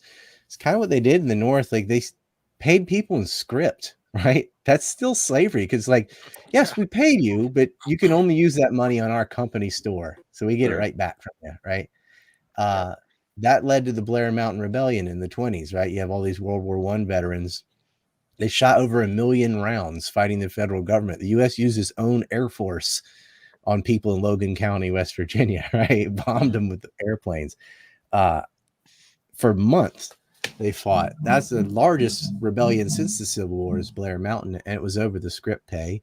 Yeah, a similar thing with the coal miner strike in Colorado, where they're living in tents and paid in script. You have to pay at the company store. Blacks and whites, by the way. A lot of Irish again. They're not really being paid. So it was like slavery just kind of slid down the spectrum and then eventually got phased out. And really, it just changed locations, because I would argue that sweatshop labor is still slavery to some degree. So if you've got a bunch of kids in Brazil or China or something building your Nike for $2 a week or whatever, with suicide nets on the factory, like, isn't that, it's definitely exploitation? That's slavery. You go, well, there's a worse kind of slavery. I don't care. That slavery's a spectrum. It's not you're a slave, you're not a slave. It's like, I think cattle slavery is the worst. Like, the worst type of slavery is being sent to the mines or sugarcane. That's where you had the most deaths. Rubber trees too, like in Ghana. Obviously, sex slavery and stuff, it's apples and oranges, but like, it goes from there, like, okay, to the being in the house, being in the field, doing this. Your life, your quality of life isn't that different if you're just on some shit wage picking cotton and crops. Just like, it's not this miraculous change. Now, you are afforded more rights. Like, you can choose who you marry, stuff you couldn't do as a slave.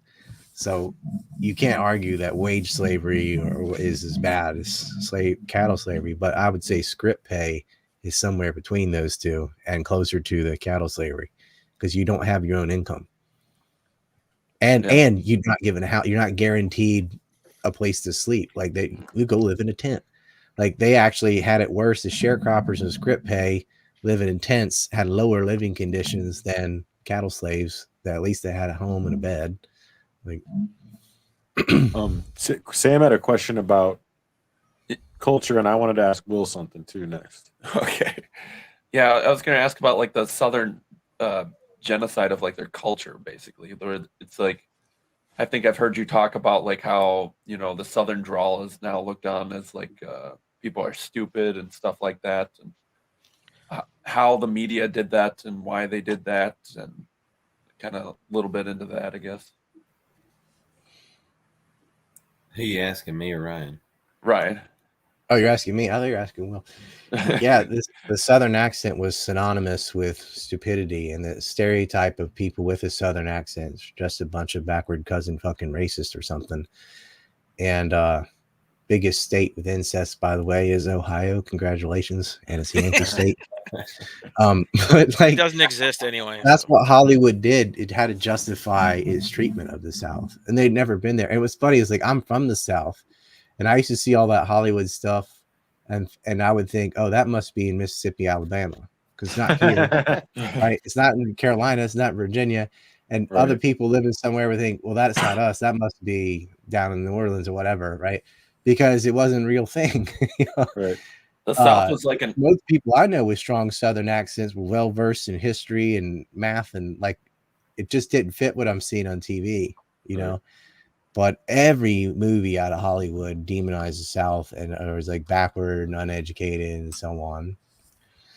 And I'm like, have you ever interviewed people from California? They can't name 4 countries. Yeah. I think that's because of marijuana too. It's not just education, but like the dumbest people I've ever met in my life, and I've been all over the United States and many other countries, hands down, is Los Angeles.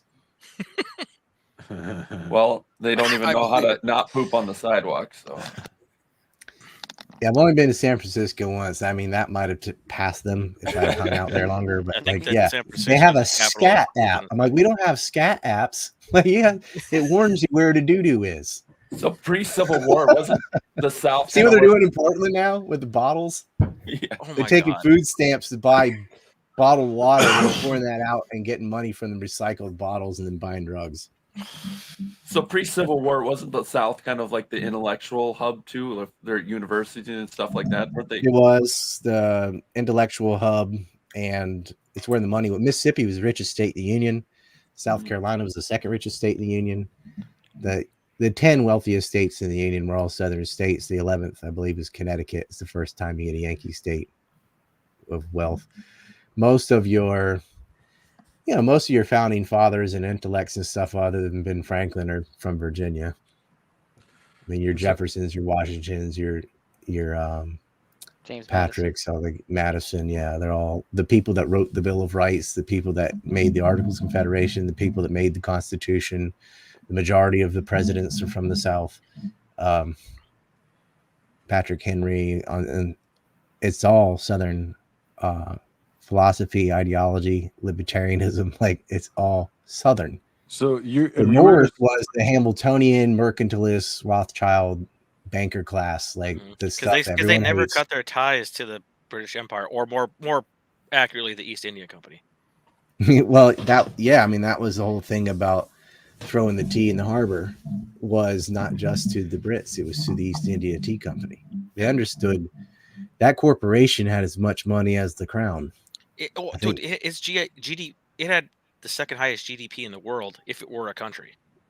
Mm-hmm. By the time of the American Revolution, the East India Tea Company is like BlackRock is today. Oh, 100%. You look at BlackRock and Vanguard, that's your Dutch and East India Tea Company. And a lot of their former outposts are now United States military bases. All right, well, we can bring this back to Ukraine, because BlackRock.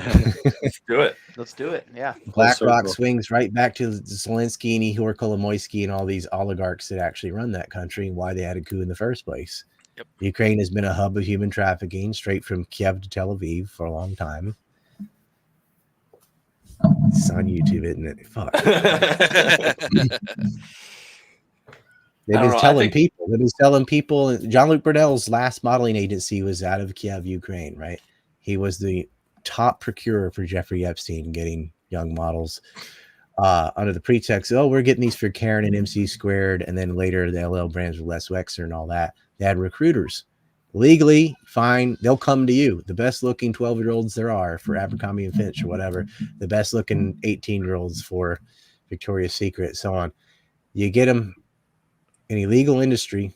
So like they are self-selected, and then they just take their passports away. Young Ukrainian girls can't speak English, can't anything, take advantage of them, lock them in a brothel, force them into sex work.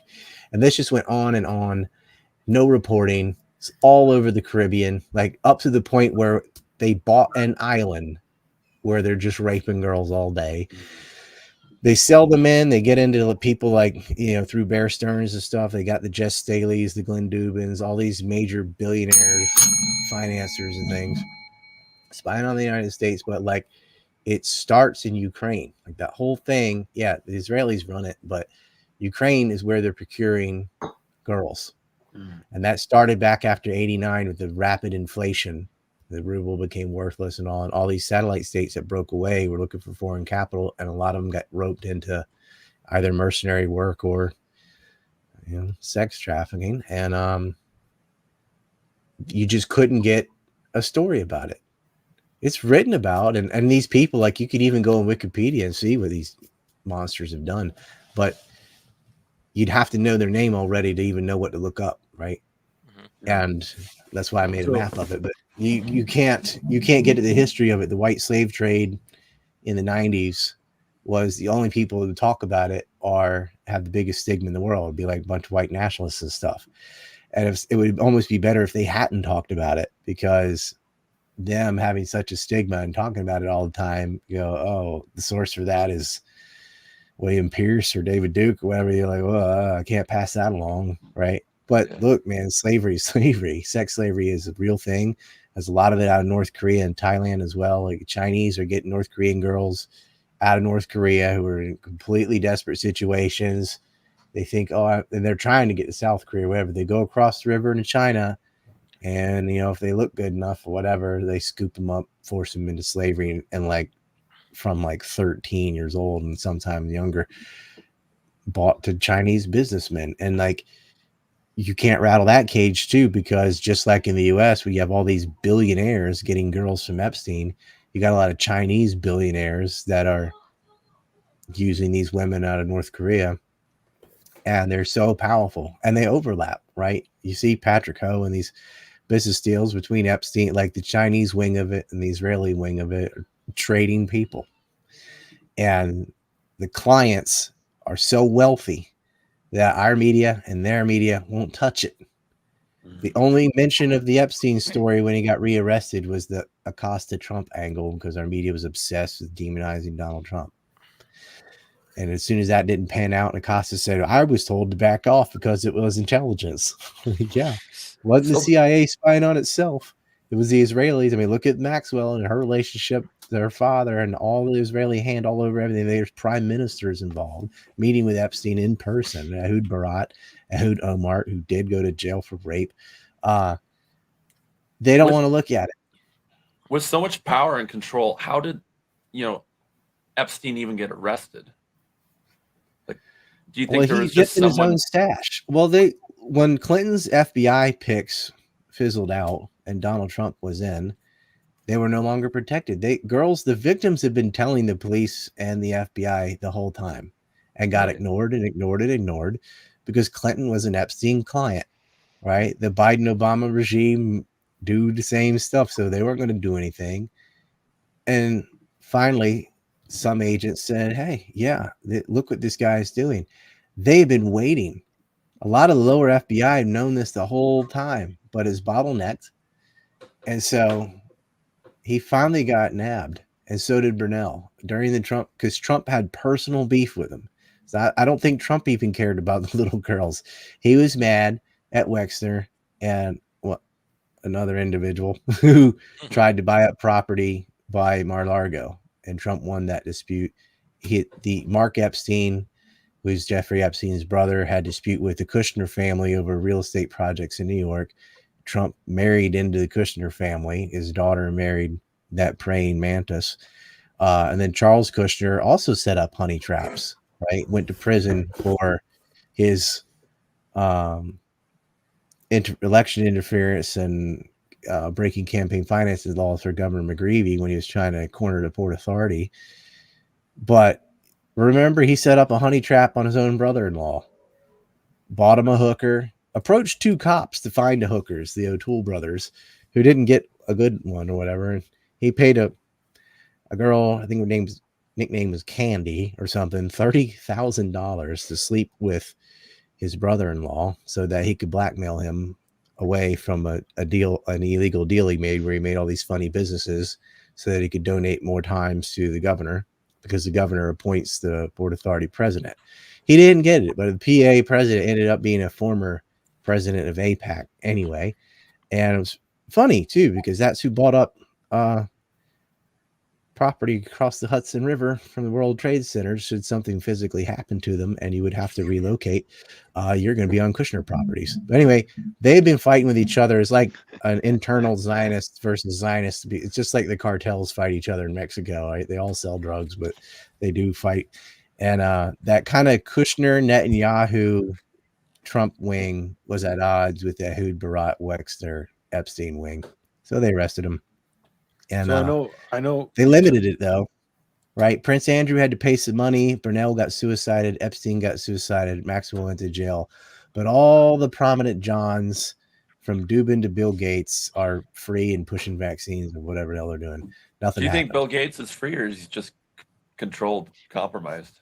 Oh, he's working for people. He's evil, dude. That guy, like, they got him by the short hairs, but like I think he's ideologically in line. Like, you don't have to twist that guy's arm. Like, he said himself, more than his software business that he stole, vaccines are best return, right? Yep, they're making more money. He's like, he's making more money on vaccines and depopulation. He's like, well, we're not going to kill people to depopulate. We're just going to raise their health standards, which naturally reduces the birth rate, because there's a correlation there. I'm like, no, there isn't.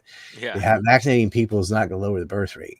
It's just places that can afford vaccines have a whole bunch of other things that reduce the birth rate, mainly contraception. But do you think they say stuff like that just because they want to brag about it? Or like, I mean, no, it's make it altruistic. I'm trying to save the planet by reducing the carbon footprint to have less people. It's the same Rockefeller entrepreneur, fucking racket that, that they set up these foundations for, philanthropic purposes, but it's actually just another way to influence. Well, if you've spent people's retirement funds and you've spent the Social Security and it is not solvent, you have a vested interest in there being less people later.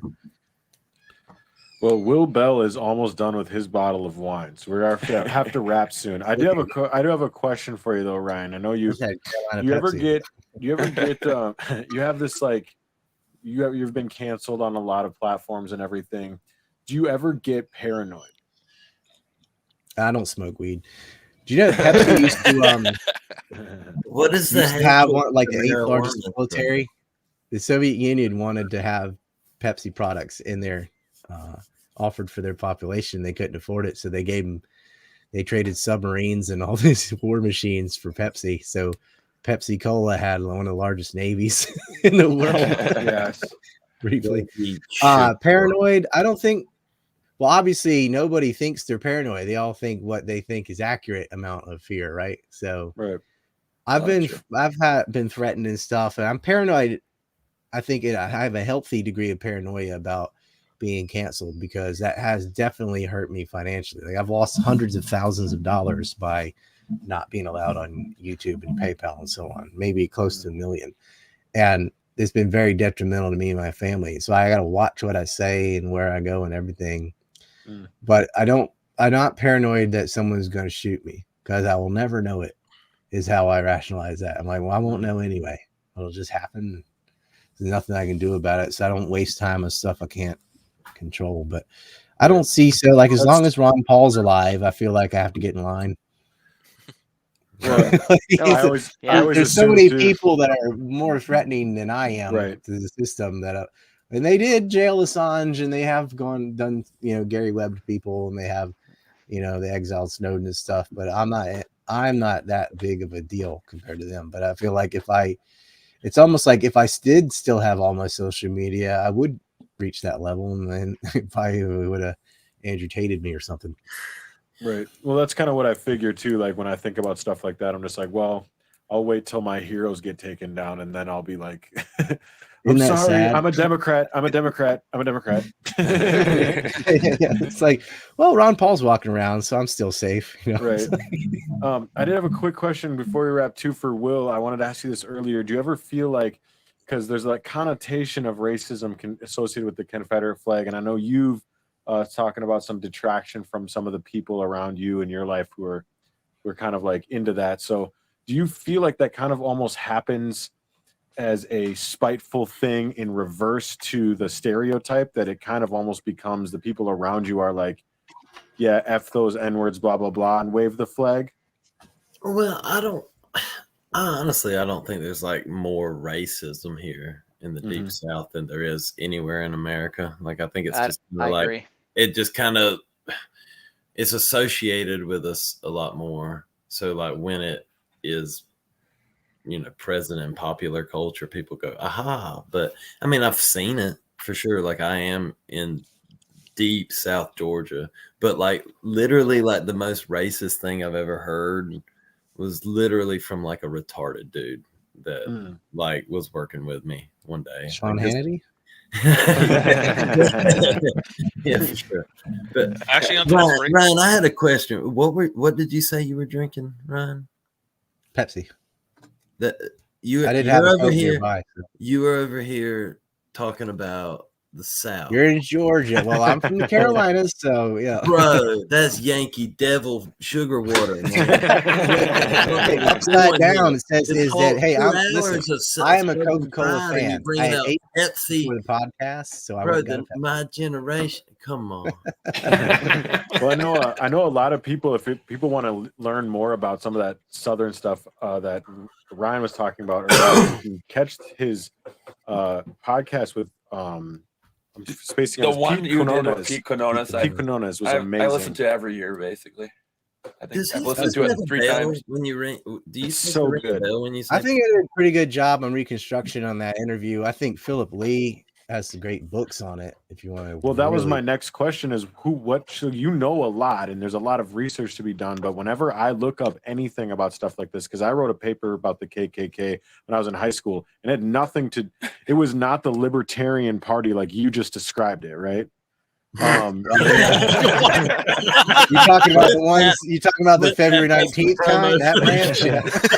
But how can people learn more? I mean, look, fuck the KKK, but it was predictable reaction. Like if you're gonna take away people's private property, they're gonna become violent. Like that's just duh, Right. But I'm saying, where can people go to learn more about this stuff on their own? Like there's these podcasts we can listen to and stuff like that. But I know you said Lee, I believe you said something about Lee. So Murphy? Philip Lee L. It's the EIGH, not LEE, like Lee, like the German way.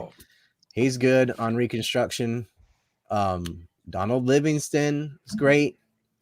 Brian McClanahan from the Abbeville Institute. They're more Southern culture in general, but a lot of it's the Civil War. Obviously the Shelby Foote series, like it's all books. And podcasts, I don't know. I don't really listen to podcasts, so I don't know. I'm sure they're out there and they're good, but I don't. Tim Kelly, I guess, from Our Interesting Times. He's covered it with me. I know my brother, actually, Scott Dawson, is really great. He's written some Civil War books. And I would say that it's not because I'm related to him. Like other people tell you the same thing. Like that. He's better looking, I would say. I always ask kids when there's 2 brothers and their kids, I go, are you the smart one or the handsome one? But is there anything else you guys, like anybody on here want to plug anything, talk about anything like what they're doing? Yes. So Ryan Dawson, ancreport.com, right? That's right. ANC stands for anti-neocon. What's your most popular thing you've put on there? Like documentary. I guess the early War by Deception about September 11th was it got in the millions of views like 6 times. Okay, 6 million. 6 million. Yeah, I was going to say it sounds a little high to me, but I think he's It exaggerating did a because little bit.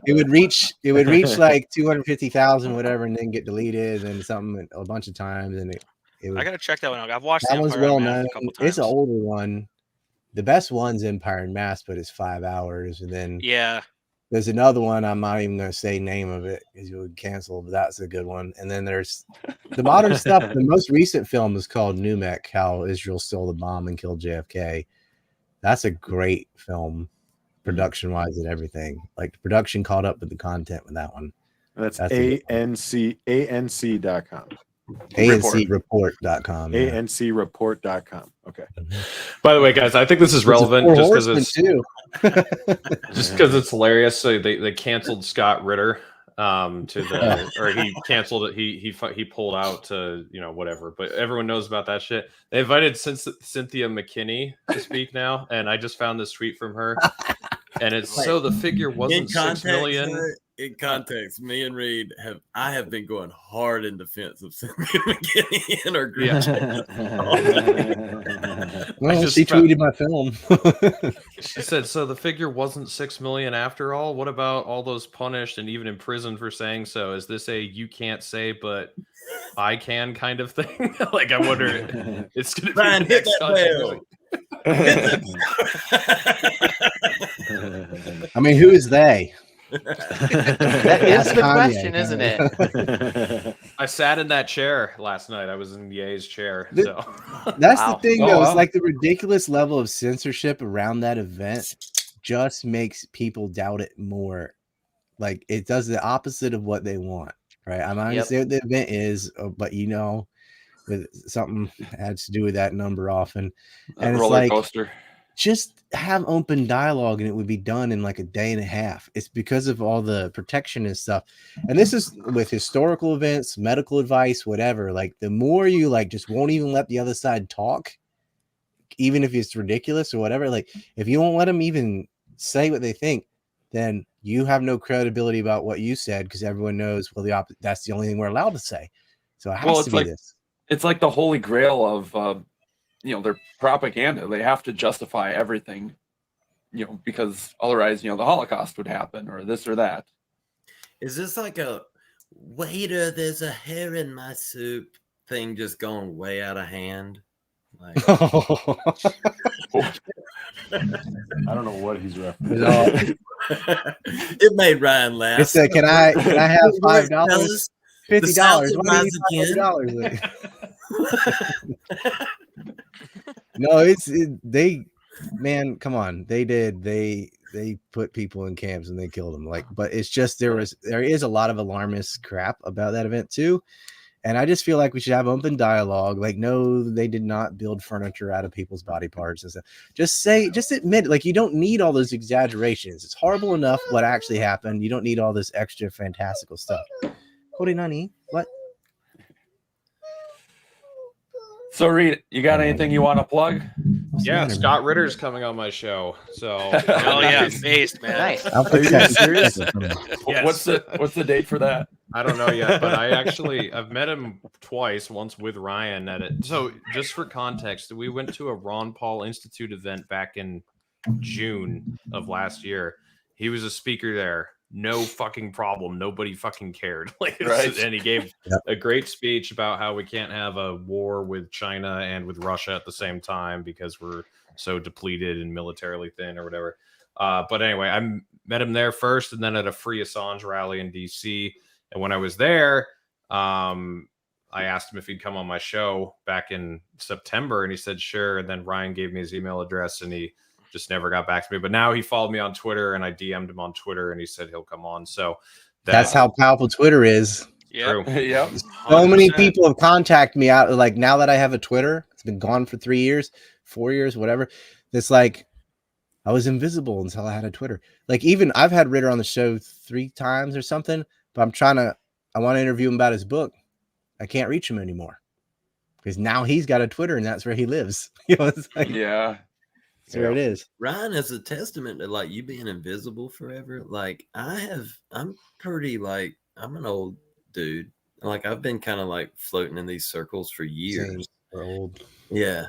But like Right. I honestly like I kind of halfway paid attention to like Alex Jones' world from like Joe Rogan. I'm giving you the way there. And until like Reed took me under his wing, like literally, like I was like, who is this Ryan Dawson guy?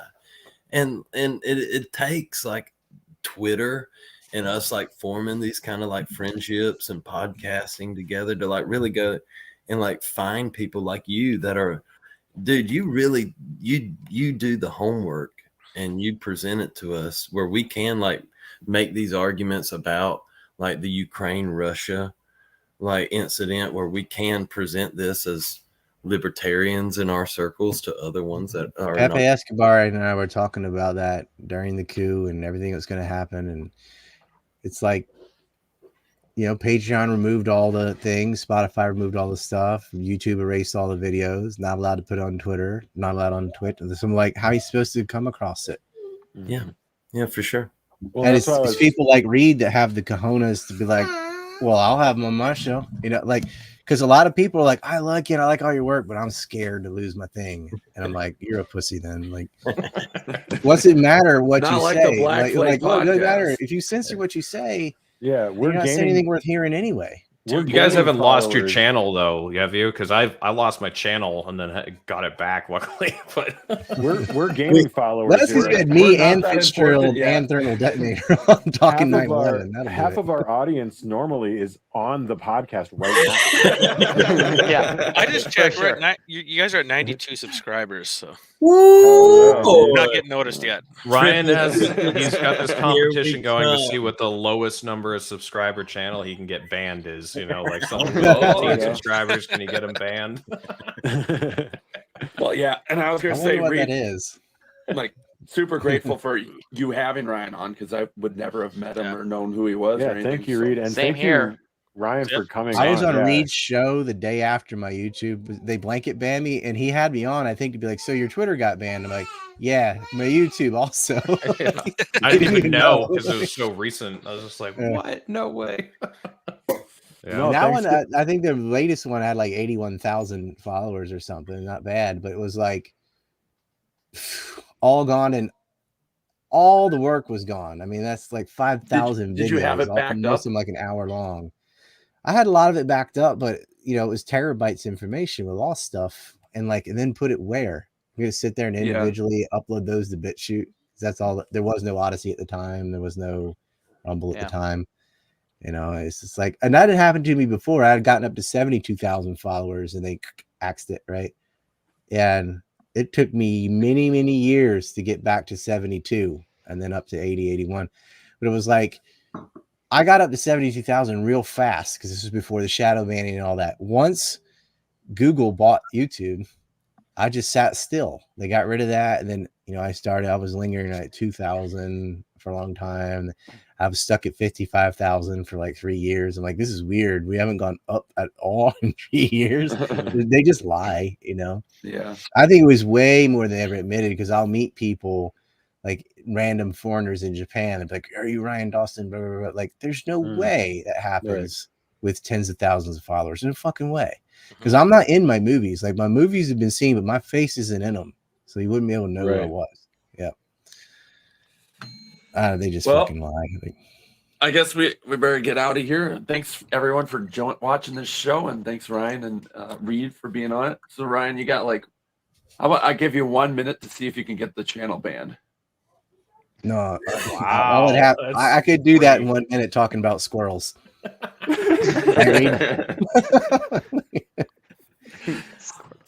to see the nature documentaries. Real quick, Las Vegas shooting, government or no? If I talked about Vegas, you'd lose it. I did talk about Vegas with Eddie Bravo on Rockfin. If you want to hear what happened, yeah, the kook stuff is stupid. They're not selling guns. Paddock did shoot those people and stuff. It's just the money laundering in the Philippines and a bunch of other shady stuff. Oh. I didn't say it. I didn't say it. When you talk about Vegas and Johnny Ferrari and some of the places where there is a network.